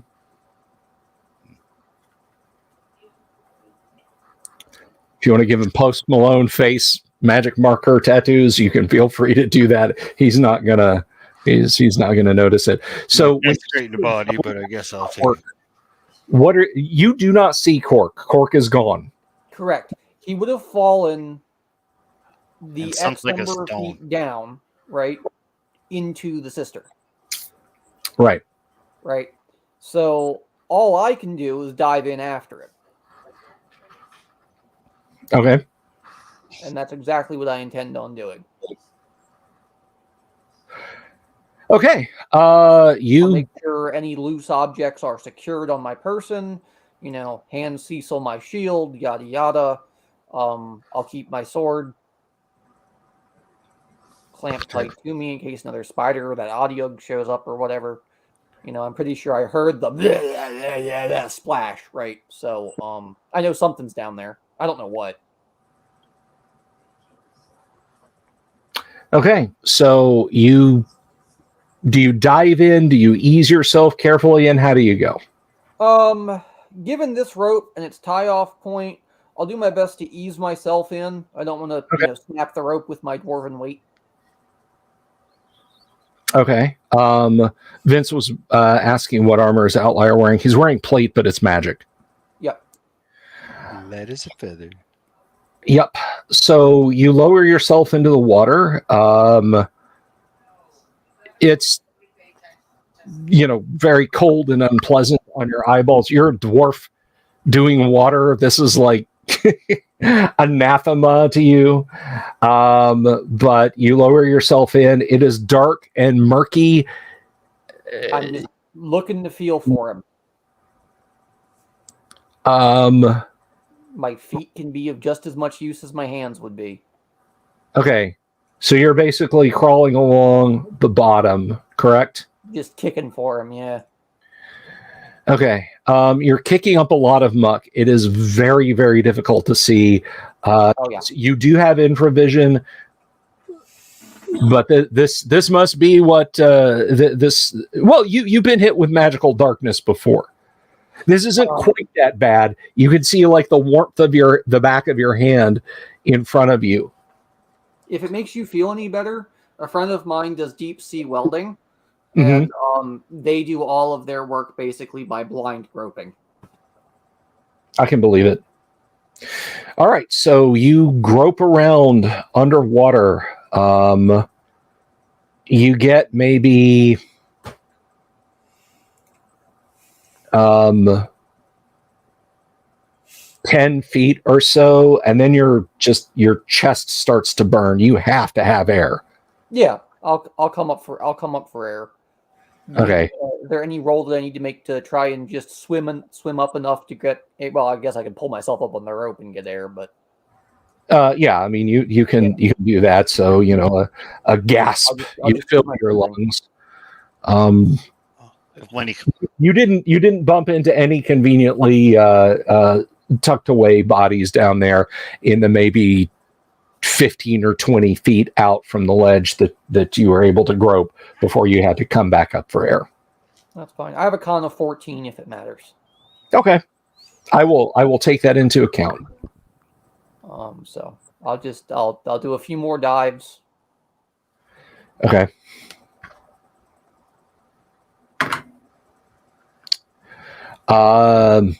Next dive, you go out. I'm guessing you go out a little bit further rather than just going straight down and the same distance out and then have to come back up. Yeah.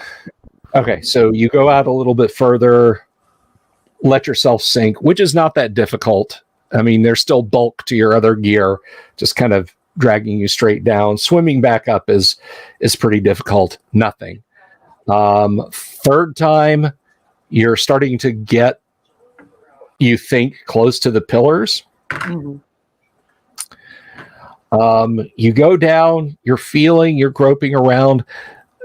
There is something in front of you. Just by feel, it feels like sticky straw on the bottom of the lake, and then you have to come back up. Okay. On my next attempt, I can hopefully, now that I'm going that far out, kick off, tread some water that way, sink down, and then pull. You get what I mean? Yes, I get what you Come out mean. for 40 feet, sink down, and Okay. So you sink down, maybe, you're not sure, maybe 20 feet or so. And again, there's this large expanse of, it feels like sticky straw. You're kind of groping along to try and find a place. You know, your lungs are. What is your dex, by the way? my dex is pretty good. My dex is a 17. 17. Okay, so you're not surprised when sort of coming along in a silvery gray bubble are a couple of the spiders. They are. You're not surprised, so they're not close enough for melee. But you basically have one round of air. You can fight them, or you can go up. No, I'll pull back. Okay. Roll initiative for me, if you would, please. Yep. Hey, God, 6. Okay. You surface, gasping for air, and a moment later, they surface, but they're some distance away. So it's going to be a new round. It's not like you surfaced and they leap on and start fighting.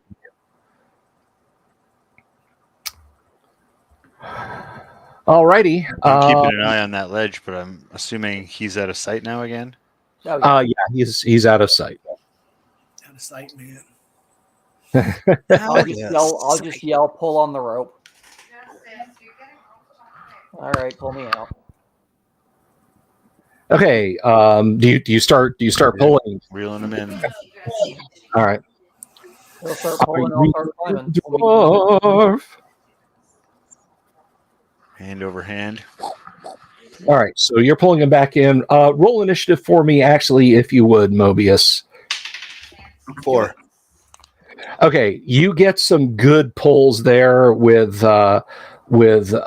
Outlier.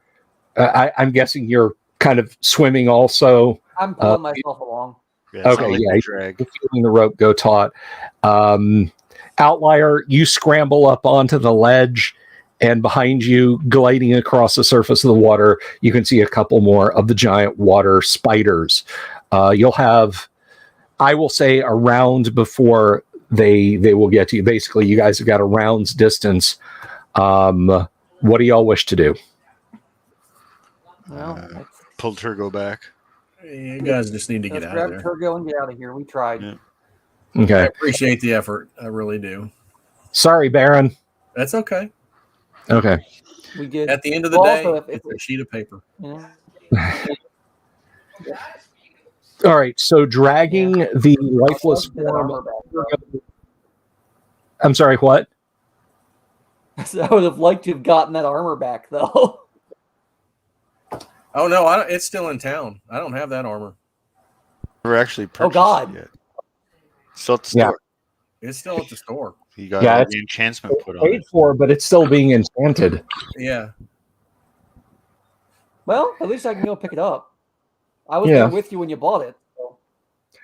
Make sure you roll up a new character with the same height and weight. Does Sir have his receipt? All right. So you're headed. Are you guys headed straight for the entrance? Yeah. Yeah. I can get the heck out of here. Yeah. No. What about Darwish? He where the heck's he? He's dead. He went over the edge too. Toast. Yep. Darwish was bitten and dragged in. Okay, so you guys, you reach the manhole cover, and blessed daylight. Dara, manhole cover behind us. yeah. Now, one thing you did notice, they were not following you. I'm guessing you were checking over your shoulder. They didn't follow you out of the cistern. Why would they? Well, if memory serves, we're like a block from the nearest temple. The Temple of Hieronius, I believe. That is correct. So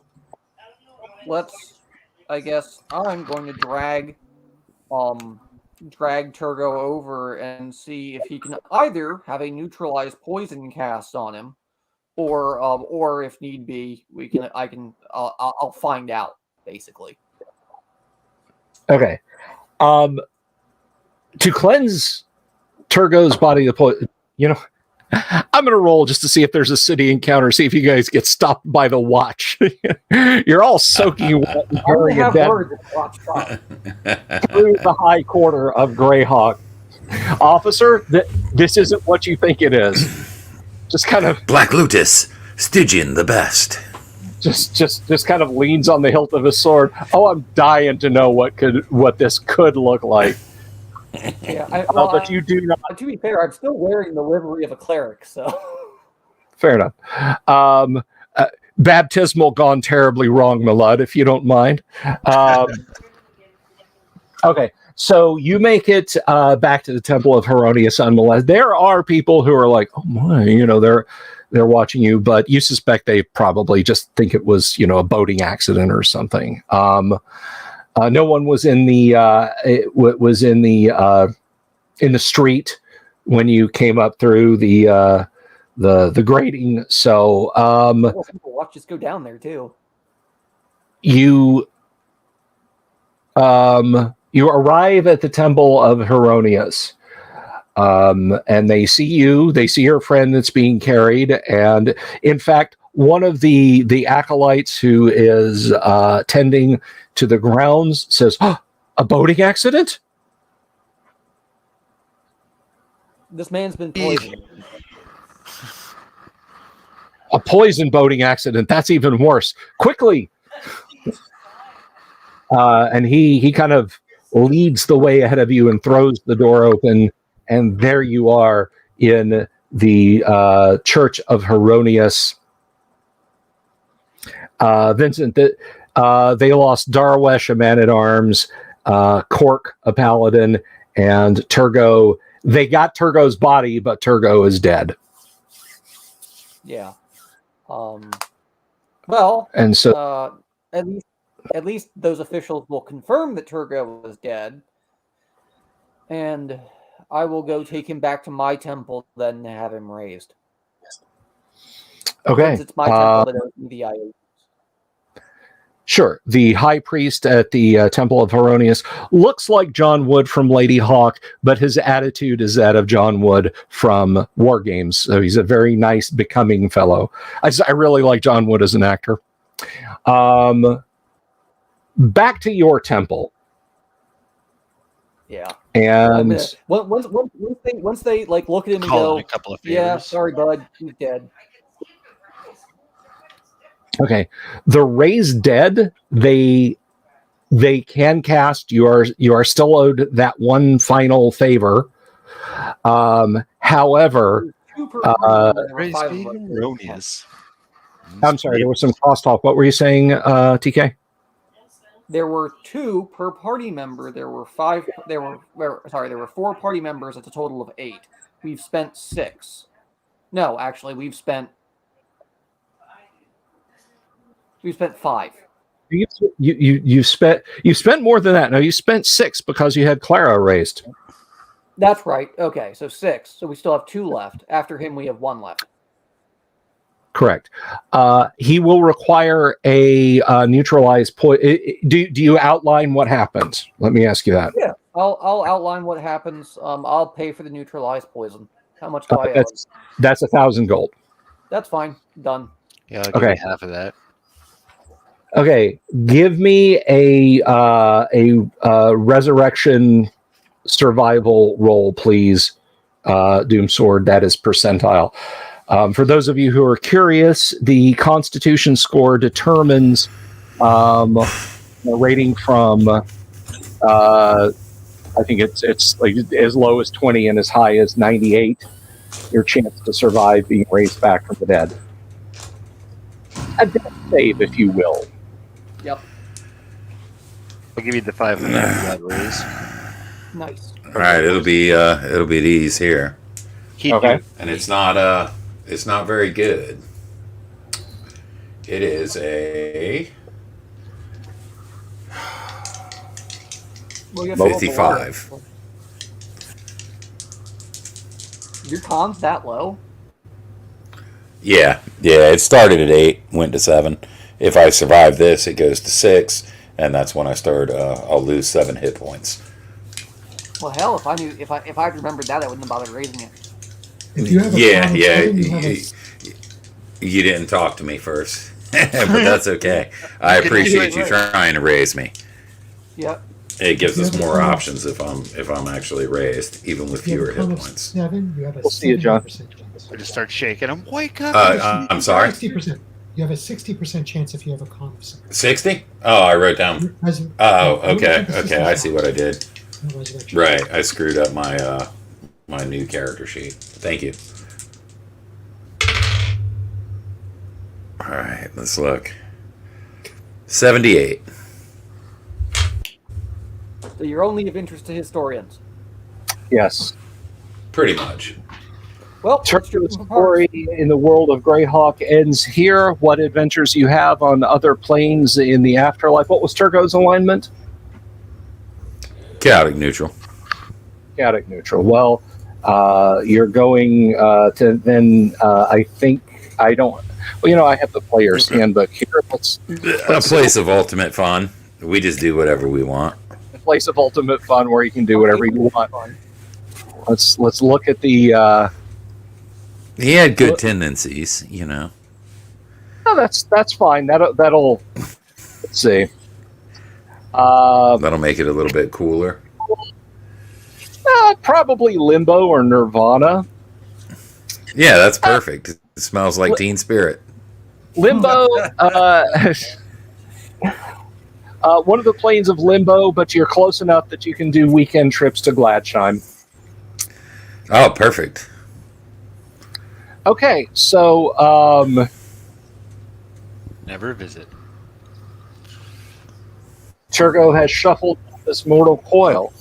While you're in the temple, getting a hangnail with a cure the lightest of wounds spell, you see a magic user watching you. That doesn't have to be here, Mark, that your character's introduced, but What's he doing here? Cork, since you are Baron von Headbanger, since you are no longer Cork, what is your intention? I'm working on another character right now. Excellent. Robert the Cecil. Fighter. Yeah? I had rolled already. Back in Discord. One roll only. Ooh, And it was very good in terms of ability scores. But I suppose we should regroup and figure out what we need, huh? Because we lost everything. Well, Cecil. The dice tell you what you need. Go ahead, Outlier. Take what you do. Take what you do. In Dwarvish. you. Well, I can certainly do a paladin. I've got plenty enough score for that. I could do a cleric. Either way. Something religious. Or you could do a druid. Druids suck, especially inside the dungeon. All right. Inside the dungeon. I mean, they're cool outside.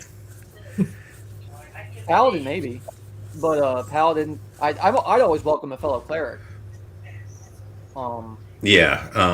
Let me dig that up real quick because I had actually posted it. Let's see, what was that? Doom Sword. When you get the chance, send Cecil your armor, sword, and dagger. Those items are going to him, as well as the I'm gonna hang on to the brooch and stuff that you had in case I find somebody else that could use it. But nonetheless, Yeah, and that's cool. But leave my new guy with something if you don't mind. absolutely. But as far as Unless he's a cleric. If he's a cleric, it doesn't even matter. yeah, In terms of sword and whatnot. yeah, the sword's not going to be of much help. The armor's not. You're going to be wearing heavier armor probably. And Cecil's the one that has to travel light, and yada yada. So as a ranger, also Cecil, I hope this goes to show that we do treat our own as best as we can. And in this instance, you're the only own I've got left. So use them well, kid. Well, thanks, buddy. We have a super, Yeah, first so of all, for the super. Damien says, I want to see Doomsword play a paladin. And I see another paladin over here, too. Now, I absolutely appreciate the super. I can't lean on the player to make them make that decision. But there you go. You have heard the audience speak. That's entirely up to you. Who am I to ignore that? $5 is $5. $5. Yes, sir, it is. So what I had rolled was an 18, 14, 14, 14, 13, 16. Single roll from the rolling bot. And there's history of it. Which is pretty good. That's the best I've rolled in like forever. It is. If you arrange to taste and stick the 18 in your con, or 18 in your charisma, rather, blah. Right. Go. Jimmy Invictus says, "Oh, please play a lawful stupid paladin. The comedic potential would be off the charts." Kyle is into his protein drink again pretty heavily and is demanding that the party be all fighters. That's an option too. It's all fighters. What do you guys think? You want me to take Damien's advice, or you want me to take the super chat? I'm cool with that. I don't think think one of them has in years and years. It's up to you. It's up to the player. Unless someone wants to try and open super chat and say no. Right. Play up. You cool with that, TK? Or super. Absolutely. Go ahead. What are you doing? All right, that's what I'll do. I'll take a paladin. Paladin? Okay. Now we got to go back for that armor. Oh, no, wait. It's from the sharp. Yeah, that +3 plate mail that we're waiting on. Oh, yeah. How about that? He's going to wait a long It's already time. paid for. In terms of Turgo's stuff, his gold and whatnot. I guess you guys can just have that. Party fund? Yeah. So let me tell you real quick what he had. 9336 gold. So 9,336. And then there's 7 magic items.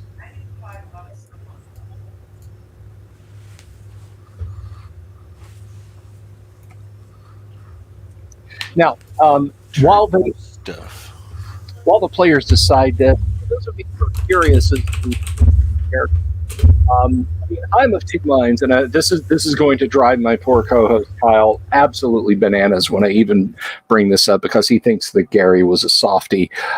Integration of experienced or new players into an existing campaign. A viable campaign is likely to suffer some attrition as it progresses, with players dropping out for one reason and new participants coming into the campaign. Melu, other experienced players will have no characters, but they will have useful knowledge of the game, etc., etc. Transferring player characters from other campaign to yours is appreciated by the participants coming into the Melu, as they've probably spent a lot of time, and so on. Experienced players without existing characters should probably be brought into the campaign at a level roughly equal to the average of the other player characters. So what is TK's level? He's 5th? 5/5. Yep. 5/5. And what is Cecil's level? I'm level 2 still. Level 2. So 2 and 5 is 7. 3, you bring your paladin in as at 3rd level.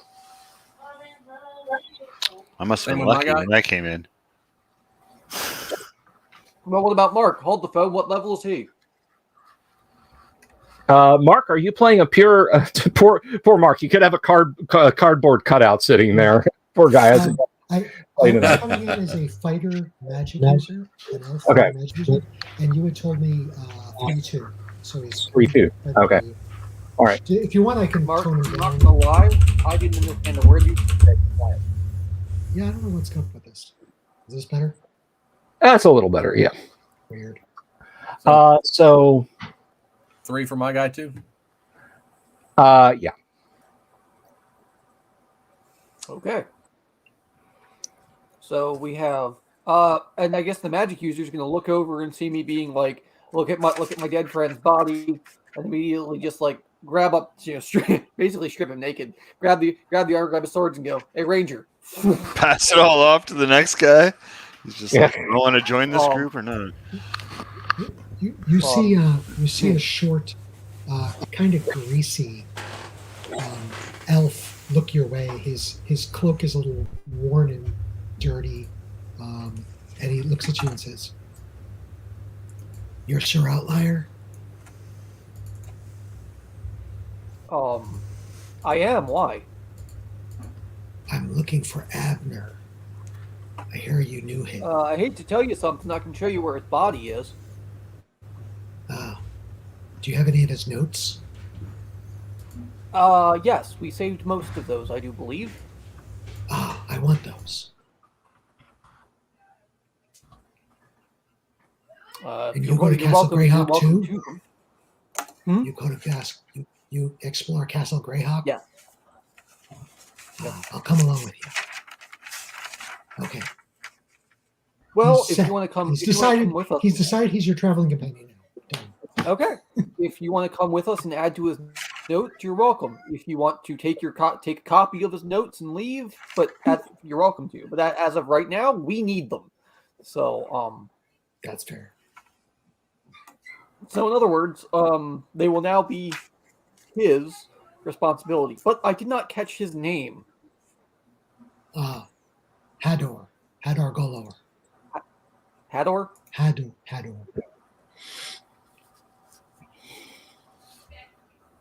And what relation were you to this Abner, you said? I think I heard some talk about him around the fire one night. Well, what I'll tell you is that I was looking up some information. I saw a name. And when I was following up about that name, I found out from the librarian here that Abner was looking into it. So I wanted to find out from him. I see. And then looking for him led you to me. Yeah. Yeah. People remember seeing a dwarf with the weird guy. Yeah. And I figured I'd find you All here right. because he said something about a cleric of a paladin of Hieronymus. So here we are. Sure. I'm going. No offense. I'm going to cast Detect Evil and look at you. I jump aside. I do my best basically to avoid. If you're casting a spell, I just jump. You're not casting a spell. That's valid. You don't happen to radiate evil, do you? No. Okay. You're fine. You're in.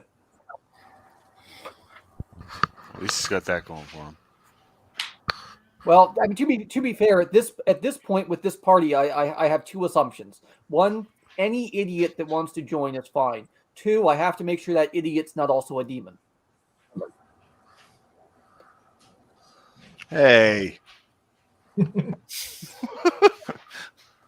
Idiot or demon? You choose. Sadly, I take the idiot. All right, then. Sadly, we don't have much in our current possession, as I gesture to the remains and the half dozen magic items or so that might be useful to a magic user. But we do tend to have this policy, at least, of using it, giving it to those who best could use it. So that periaptive health or whatever that Turgo had, that'll go to the wizard. Okay. Not to be too greedy, but You see that Hador has like leather armor on. It's kind of grimy. He has a very long, thin sword, dagger, that stuff. So. All right, so you got studded leather +1 up for grabs. Oh, but it's not elf size probably. Then. It's half elf. That might be close enough. Maybe. I was 5'8". Yeah, I'm 5'0". Uh, Probably not going to be the right size. That's fine.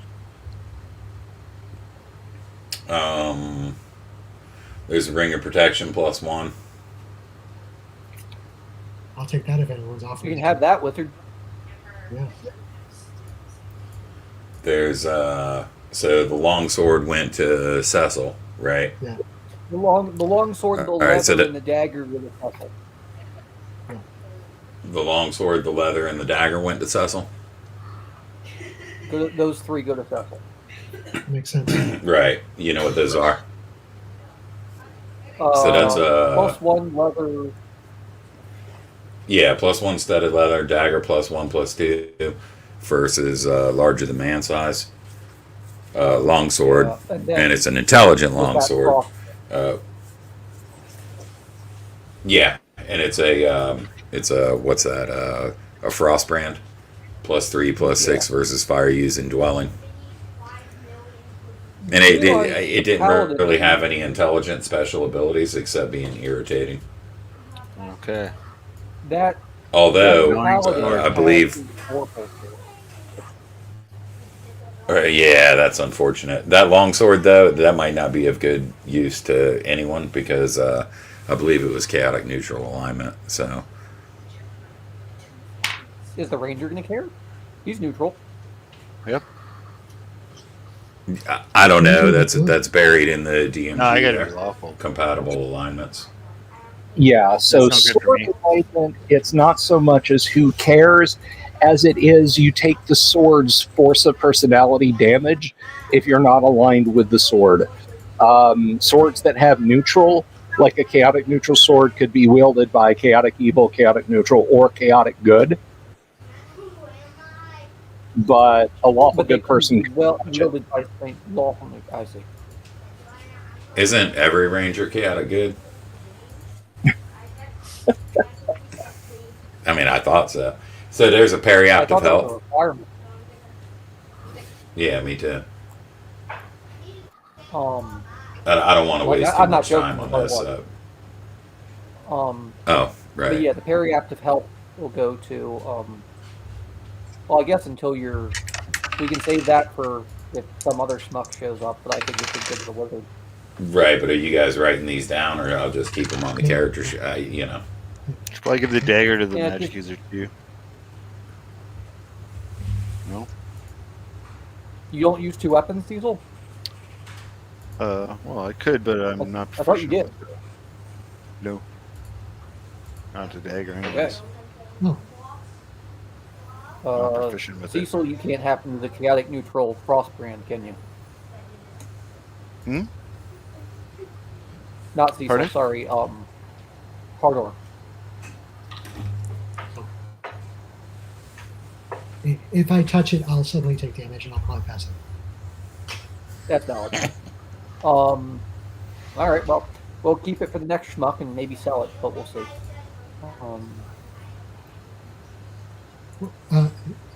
Mobius, were you saying that you can't take the dagger? Well, I could, but I'm not proficient with it. So.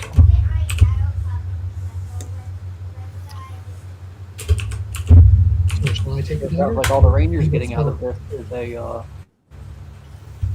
studded leather. Well, studded leather. I'll get my own stuff. Yeah, but that magic leather, you should at least take that. I will. At least give me a better armor class than 6. Yeah.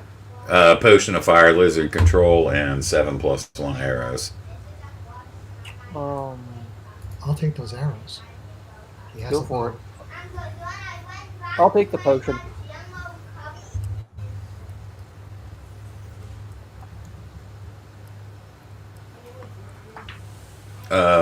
Bill, how much gold does my third level paladin start with, at least in terms of buying equipment. Well, as you are a paladin and as you are coming in at third level, we're going to assume that you have reasonable equipment. And as far as starting gold, I mean, you know, you're a paladin, so not much. I'm going to say, oh,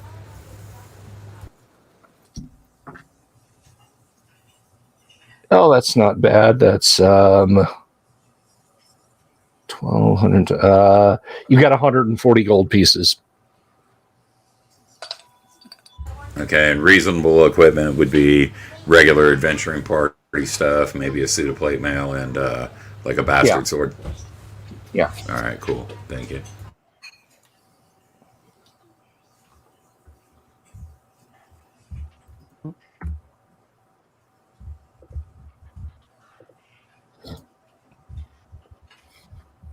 Haven't did it out yet. There we go. I rolled hit points of 20 in the chat. I put the strength and 16 in the strength and 18 in the charisma. Very good. Very good. Okay, I'm erasing those then. Yeah, The dagger hold and up the sword. dagger. I'll hold up the dagger. Can't use the sword. So. Put that in the wagon. And now my character's gotten all this stuff. I'll just like walk away and come up with a new character. Yep. I've got all the treasure just by joining the party. I think at this point I'm gonna watch you and wait to see if you're walking away. 'Cause it's just like, what happened? Old person. Where do you think you're going? Oh, quite nice. I'll be right back.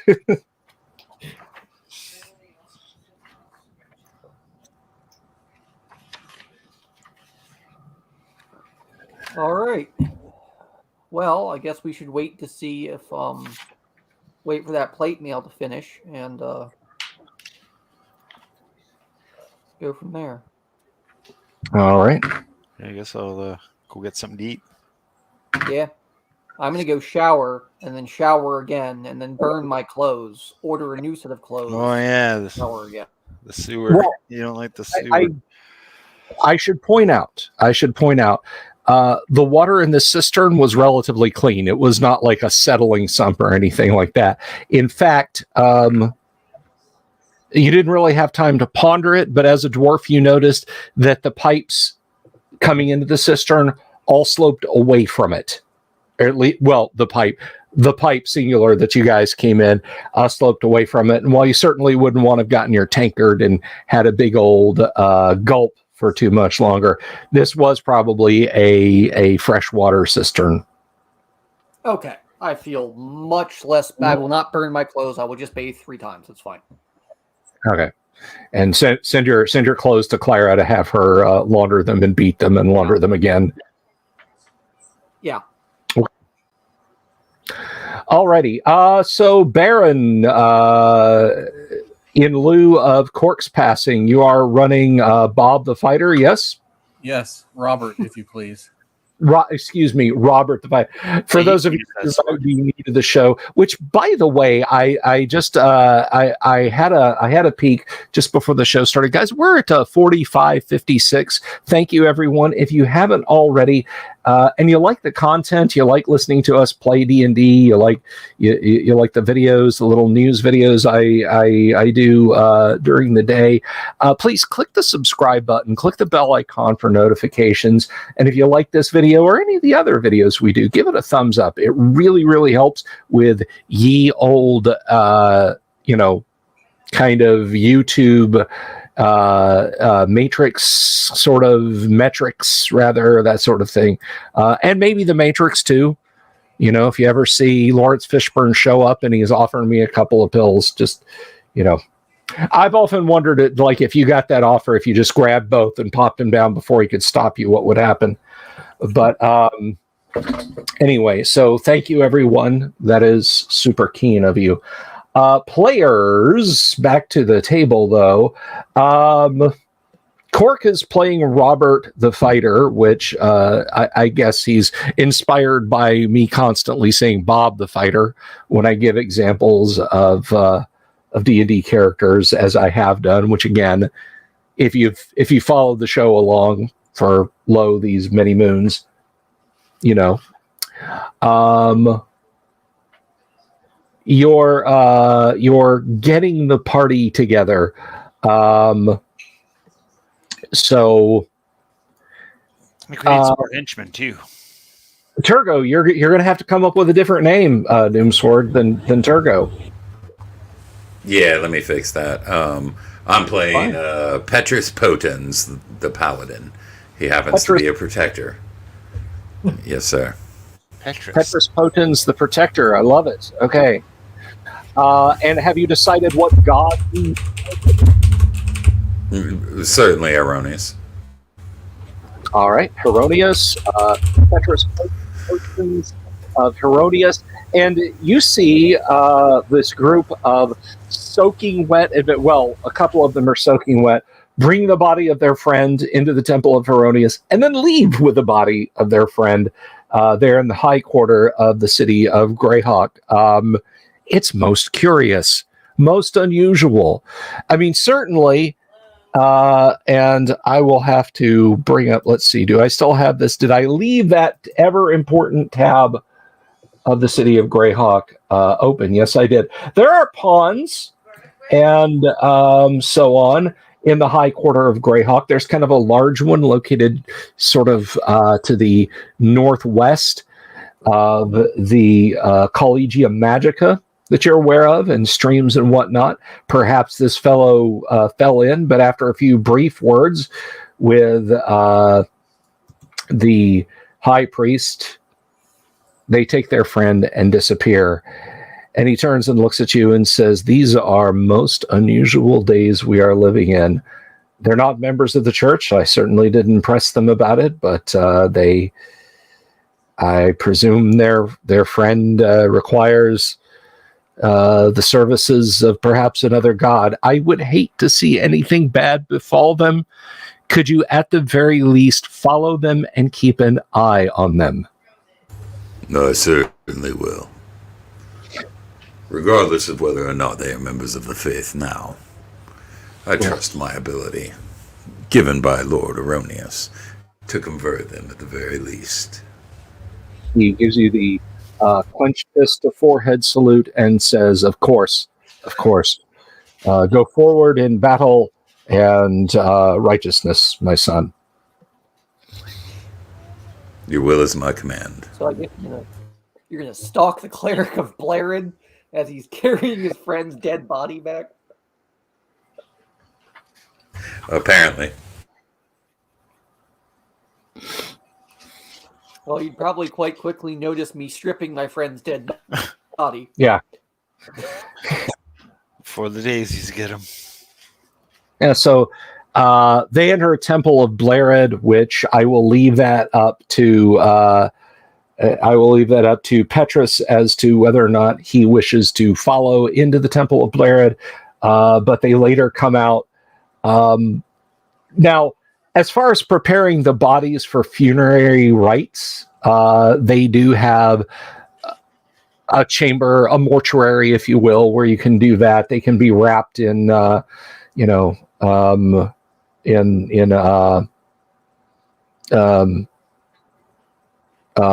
is the word here? A shroud. They can be wrapped in a burial shroud or one. It's not like you got to drag him into an alley and peel all his clothes off or something like that.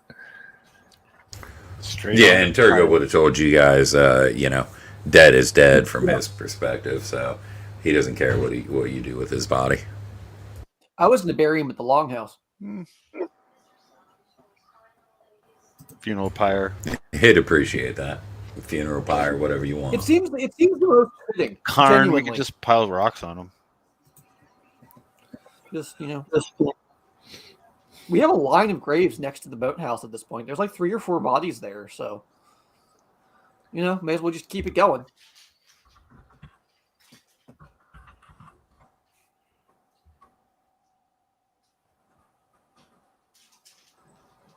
So yeah, we'll wrap him for burial. I'll spend probably about, I guess,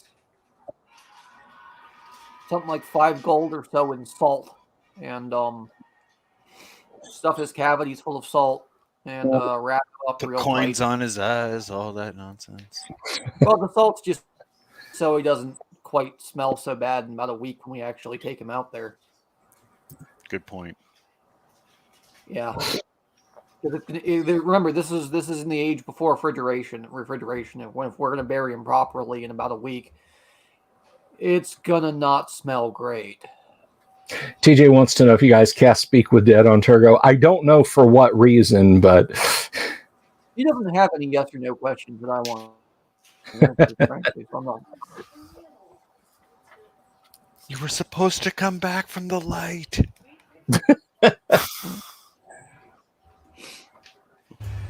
For me, it was the We paid darkness. the $1,000. Why didn't you come back? And Actually, embrace that me was the with next to warmth last that none battle of you we could did. have.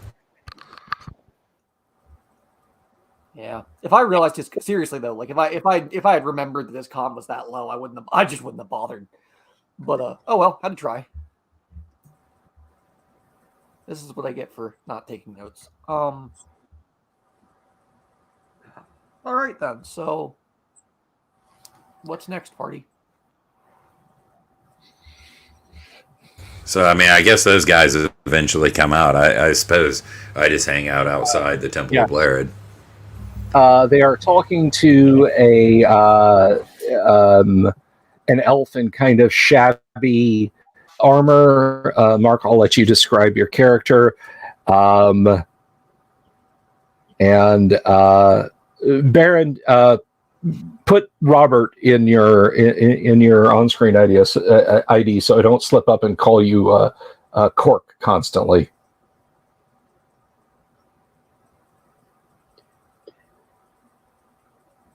So my new character is a short, greasy-looking elf, dirty clothes, dirty-ish armor. Like he just doesn't take care of it. It's not of interest to him. And also low charisma, so that's how I'm doing it.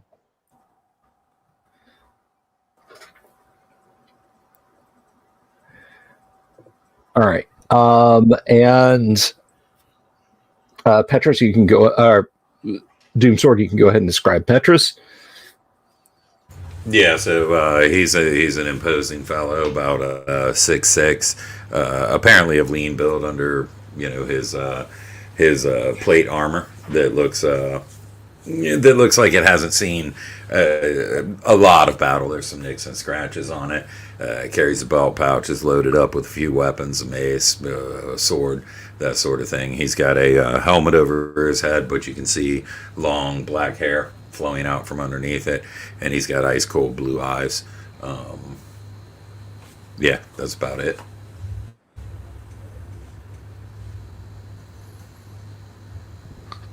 Hell. Well, good day. Hail. I'm Petrus Potens, Paladin of Erroneous. You just loiter outside the halls of your god? A paladin never loiters. Loitering is against the law, you see. I happened to watch you stop by the Temple of Erroneous, and I thought it was a curious situation. And I lost a good friend today. I saw that, or at least it seemed such. And I figured, may I be of service? Perhaps I was called upon by Heronius to serve you. I know not. I question not the motives of the great lord. I just look over at Outlier, raise an eyebrow. Well, What's this guy thinking? actually, there is a bit of service you could do for us. When you think of it. So, how do I put this? One of your brethren was In the dead. most intelligent way possible, I hope. Thanks. With that comment, I'll cast Hold Person on you and just leave you in the middle of the street. Time to roll up a new guy. Here's what happened. Hold Person. You just walk away. No. But no. How about we bury our friend? we have a trip that we have to take out that way, but come back here and there's a paladin who's currently dead in the bottom of the sewer, and he's one of your order. I think it might be worth trying to get him back. Cork? Yeah, he was with us and he did it. He was missing for some time. We No, the simply spider assumed did it. he abandoned the order. Turns out cork doesn't float. Nope. Yeah, it turns out Cork sinks. So his body is currently in the bottom of a cistern. I can show you where we can get there. The only problem is that I tried doing the search myself, and the water spiders are a bit much for me, at least by myself. With your help, and all things willing, we might be able to recover his body. I know he probably would have wanted one of his order members to have his sword. And his order would prefer to have him meet an honorable end, even though he was seen as a deserter. So, Well, if that's the case, we're going to have to get some sort of water breathing devices. Can't keep going down and coming up all the time. I must let the Justiciar know about this, however. Back at my temple, yeah, the Justiciar is the one who must guide my mission and my motives. Plus, he would like to know. sure. Well, we are going to cart a dead body to and fro. And hopefully pick up a set of armor to whoever's willing to give us a hand. Well, we're close enough to the temple. Do you mind if we stop there first? I have been ordered to assist in your endeavors. Absolutely, by all means. And then when you get back, you grab an end, I'll grab an end, and we'll. Okay, so who's ordering you to help us out? Who's watching us? Aronius himself. He sees all. He is a just god. He is a just fool. Of course, I did not hear that. Yeah, I'll make my way back to the temple and I explain to the head guy there, who I referred to as the Justiciar, that Cork, which was apparently of our order, did not, in fact, desert his post, even though he had been questioning his devotion. He went down and fought valiantly and succumbed, as all do, in time. Well, perhaps it's best that he died heroically rather than his name be besmirched in his in his time. Indeed. I only wish that he could have stayed on the path, but I know that he now serves Herodias at his Lord's right hand in the heavens beyond. Indeed. And I heard that he fought valiantly, and I am wont to believe these fellows. They seem genuine, if somewhat dull.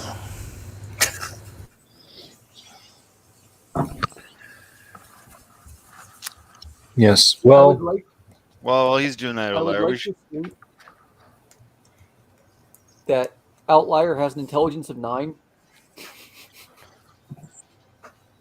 okay. Anyway, continue. I think we should go tie one on for our dead brethren. We should go get hammered. After I have packed him with salt, stuffed his cavities, etc. Absolutely. Yeah, I'll leave that to you, and I'll go find some wine. That first. Yep. How much is it going to take, gold-wise, for me to preserve this poor man's corpse? I mean, to find preserve, you can put him in a lime pit. At least temporarily dry him out a bit. All I plan on doing is literally packing him with salt. Salt's pretty expensive, man. You can have him wrapped up. And, you could have them wrapped up in funerary robes. You know, they'll spread some oil and some myrrh on him so he doesn't stink too bad. And that's like 25 gold pieces. That's the Cadillac treatment for a corpse. Yeah, and that's about it's about the best I'll do, I guess, for him. Which is fine for me. Outside the temple, it's a balding, pot-bellied little man who says, "Ah, but my lord, think of the utility and advantages. If you brought him to Boris's Emporium, I could make your friend live again to provide an endless number of services." Just look over. Doors. You hear one of the deacons yell, "I've warned you! We do not reanimate corpses!" And he said, "Consider it one of my cards." And he hands you a bit of, it's scrawled on a piece of hide that you notice is a little hairy on the back. Ew. Sure. Scuttles off. Absolutely. I just picture Peter Lorre doing that. There's no shame in getting the dead to do their fair share. Vile necromancer at your service.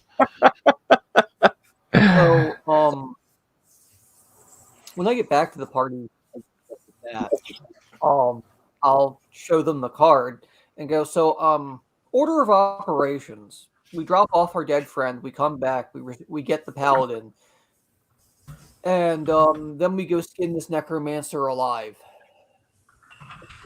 Why? What's he done to you? He exists. It's your business. Yeah, I got this wine flask. There are two things Outlier hate. Number one is a sewer. Number two are the undead. Fair. So about Abner's notes. Yeah, but think about it this way. Without him, you'd have nothing to do. Without who? That vile necromancer. Creating more undead. Robert, as you are walking up the street of the city of Greyhawk, there is a balding, pot-bellied man in robes that like stained. They're not stained black. They're black, but they have various stains, and he's yelling something about it. Making the dead do their fair share of work is not a crime, and running away as small rocks and horse apples are being thrown at him by people standing on the stairs of the church. And rather incredulously, there's this group of motley-looking people standing there watching this scene unfold. Can I beam in with a brick? The guy that just walked up, or the guy that's running away? No, the guy that's running away. Give me you can pick up a small stone from the street there. Give me a D20 roll. He's long distance away, so it's going to be -4, but yeah. Missile adjustment for me is +2, so that's a total of a 14 for a 5th level fighter. Is I hit AC 2, however -4 would kick that down to I hit AC 6. Okay. It just whizzes over his shoulder, and he like looks back. Was this throw and then quickly turn, or you giving him the hate stare as he runs? I'm just gonna wave. Okay. He kind of looks left and right and darts up a side street. The Guild of Opportunistic Necromancers needs to come back at some point. I'm trying, but the party won't. Can you imagine but anyway, how, if Sir Outlier chucked a brick at you, you'd be dead. With his strength, you'd be dead. All right, so he disappears, and Robert DeFitar, you're kind of standing watching this very strange scene unfold in front of you. Oh, why are we throwing stuff at the little guy? Grab him. Yeah, really. He's like 100 yards away and around a corner. Yeah. He offered to turn my friend into a zombie. Oh, okay. Well, okay. You don't like zombies? Not particularly. Well, they're not bad. Unless they're trying to eat you. Yeah. Most of the time they just shovel around. It's Anyway, not their fault they were created. Exactly. So what's going on? But they still need to be destroyed. Currently 2 idiots, which hopefully, looking at our new party member, has become 3. I just take a swig from my wine flask. Hador, and there was a paladin around here somewhere. I don't know where he went. And standing right behind you. Taps you on the shoulder. We saw the paladin. We saw the paladin. We saw the necromancer. We haven't seen them at the same time. Right. Coming off the armor. I smell a conspiracy. What does Bob the Fightar look like? He's a rather large guy, and he's got banded mail. He's got a shield strapped to his back. He's got a bastard sword, and he's got a bow. And just kind of a rough-looking guy. Got some scars. Well, Bob, you want to get into a really shitty expedition? I'm sorry, I can't sell you on it. I'm all about shitty expeditions. Well, what could be in it for you might be a magical set of armor, but it's about the best I can pay you. Fame, fortune, fans. Man, I just want something to do and something to kill. I'll tell you what. Singing your praises. You come with us, you have a high chance of drowning and a high chance of finding something to kill. Guaranteed. That sounds awesome. Let's go. All right.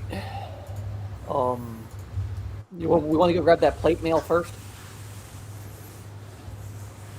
Plate mail? Which plate mail is this? There's Nanya. Yeah. Well, that's what I mean. We're going to have to sit around and wait for, because it still has, under 3 days, DM, or was it longer? No, it was going to be, I believe, 4 days, and it has not been 4 days. It has been like an afternoon. 8 days. Yeah. And you're saying Okay. you went with them, so like this merchant's gonna know you and give you the armor because that is my hope. Yes, I was there during the fitting, the arrangements, etc. I've done this once before, so I showed him through the process. Aha. All right, here's hoping. Fingers crossed. I trust you, a man of your word. I'll back you up. Well, and worst comes to worst, if we have to, we can always grab the receipt stick from his corpse in the sewer. The only problem is that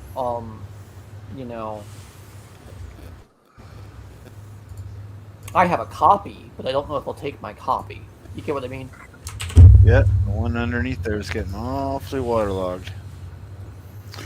So this is the armor that Cork commissioned, is it? Correct. It was commissioned for the Valiant Paladin. Yeah, it's like right up your alley, nice and shiny. Yep. Well, it's not so much that, as it sounds like it was one of his last wishes. Okay. So that's what I'm thinking. Standing there on the steps of the church discussing this, a fellow, obviously of no means, walks up and holds out his hands. Is it alms for the poor? Alms, please. Yeah, I just look at you guys. I'm like, this isn't even my church. Alms I for would the first poor. ask if you are actually poor. Oh, of course, your Holiness, your Grace, my Lord, good Sir Knight. I am the poorest of the poor. I am Wendell the impoverished. Seriously, just kidding, man. That's my Wendell the impoverished. Indeed, have you a family, Wendell the impoverished? No, sir. Hunger and thirst are my only constant companions. I've heard there's much employment.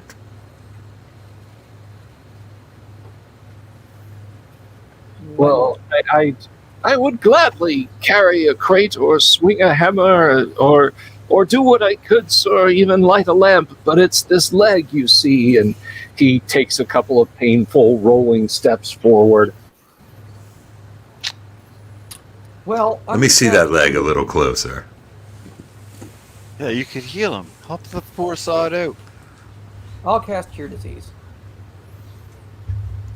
Okay, you hit him with Cure Disease, and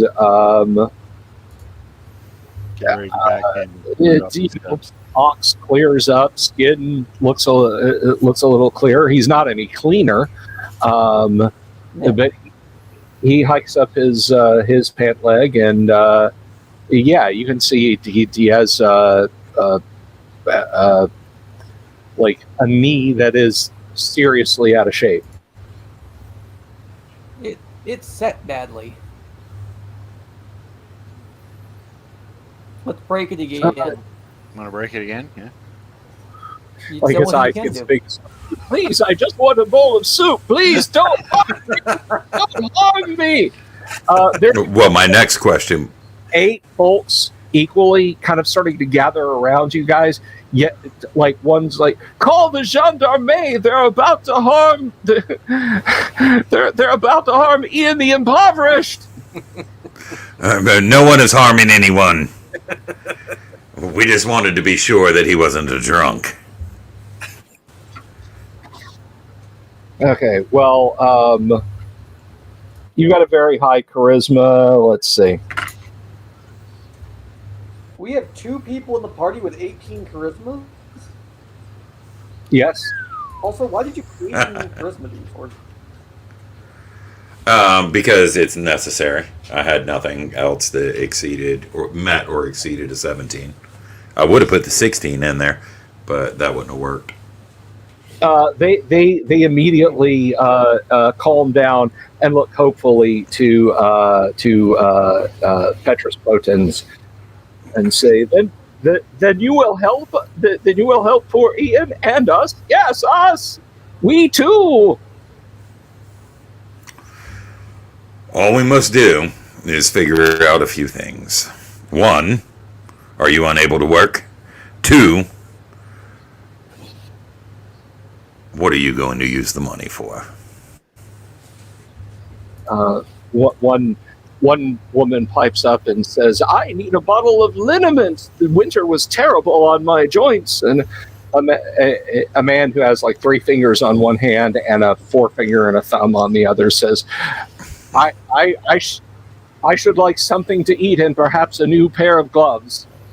And they kind of go through very very normal, very humble wishes that they would spend any amount of money on.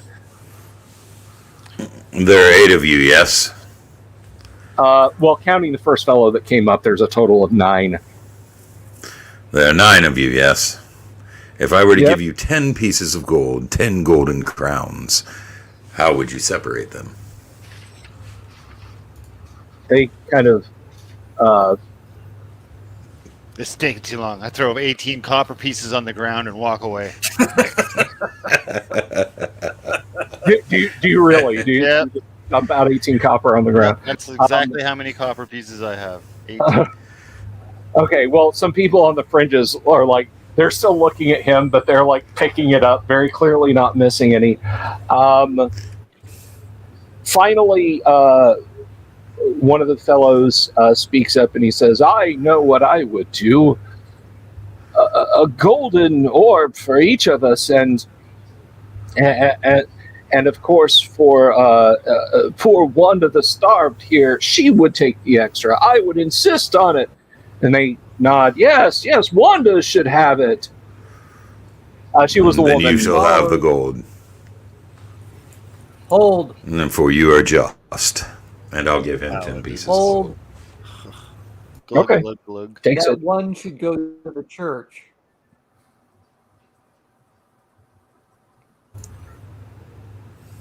One to each of you and one to the church.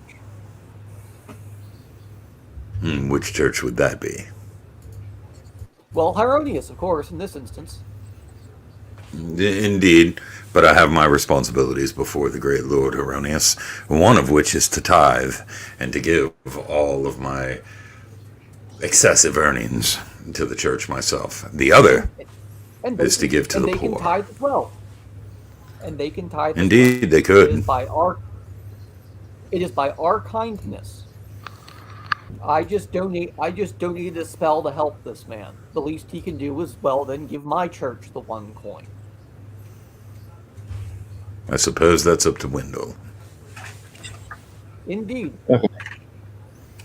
I will shoulder my friend's dead body and walk off.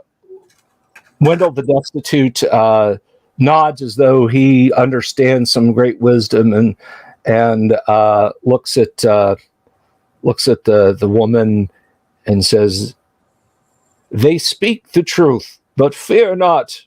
We, as friends, will use our money wisely, and we will donate half of a golden orb to the church of this good dwarf and half of a golden orb to this kingly fellow here." And they seem to be pretty sincere about it. There we go. So, they were graced with 10 gold of luck. So yeah. All right. 10 more than they had before. Well, that is where we're going to leave it on a high note. Next week, we'll see if these adventurers can recover the bodies of their dead friends somewhere in the watery sewers of the city of Greyhawk. I'd like to thank everyone who was in the audience tonight. I'd like to thank all of the folks who played, Mark and Mobius and TK and Doomsword, and of course, Baron Von Headbanger. We'll be back tomorrow. Kyle will be in the house, and I'm sure he will have a lot to say to me about letting you guys play 4d6 arranged to taste characters. I'm entirely certain of it. And then on Thursday will be kind of an open night. We'll just see what happens Thursday. Friday, we'll be back. If we have some more deep dive of Dark Tower to get into, we'll do that. Thank you for being here, Crap Phone. We'll just jump right into that. And then at 9:00, guess what? You love it. We're going to play some classic Gamma World at 9:00 on Friday night and find out what the gang has been up to. Thank you, Jorge. I will see everyone tomorrow, or at the very least tomorrow evening. Players, thank you for being here tonight. I love you all. Take care of yourselves, and we'll see you next time. Peace. Have you seen my owl bear?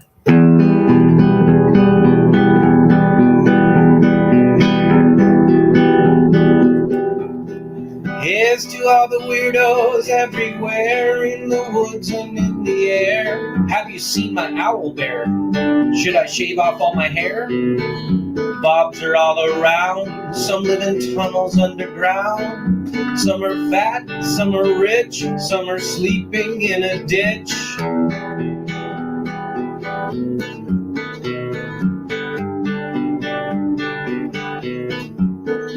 Can you ride a crooked horse without a saddle way off course? naked as a toad, all the way to Smoky Joe's. Have you seen the little creep driving fast in his little green Jeep? He smells like fish and brandy, but his rotten teeth look dandy. Take me to the show, I don't care if fast or slow. From action flicks to dancing dicks, just take me to the show.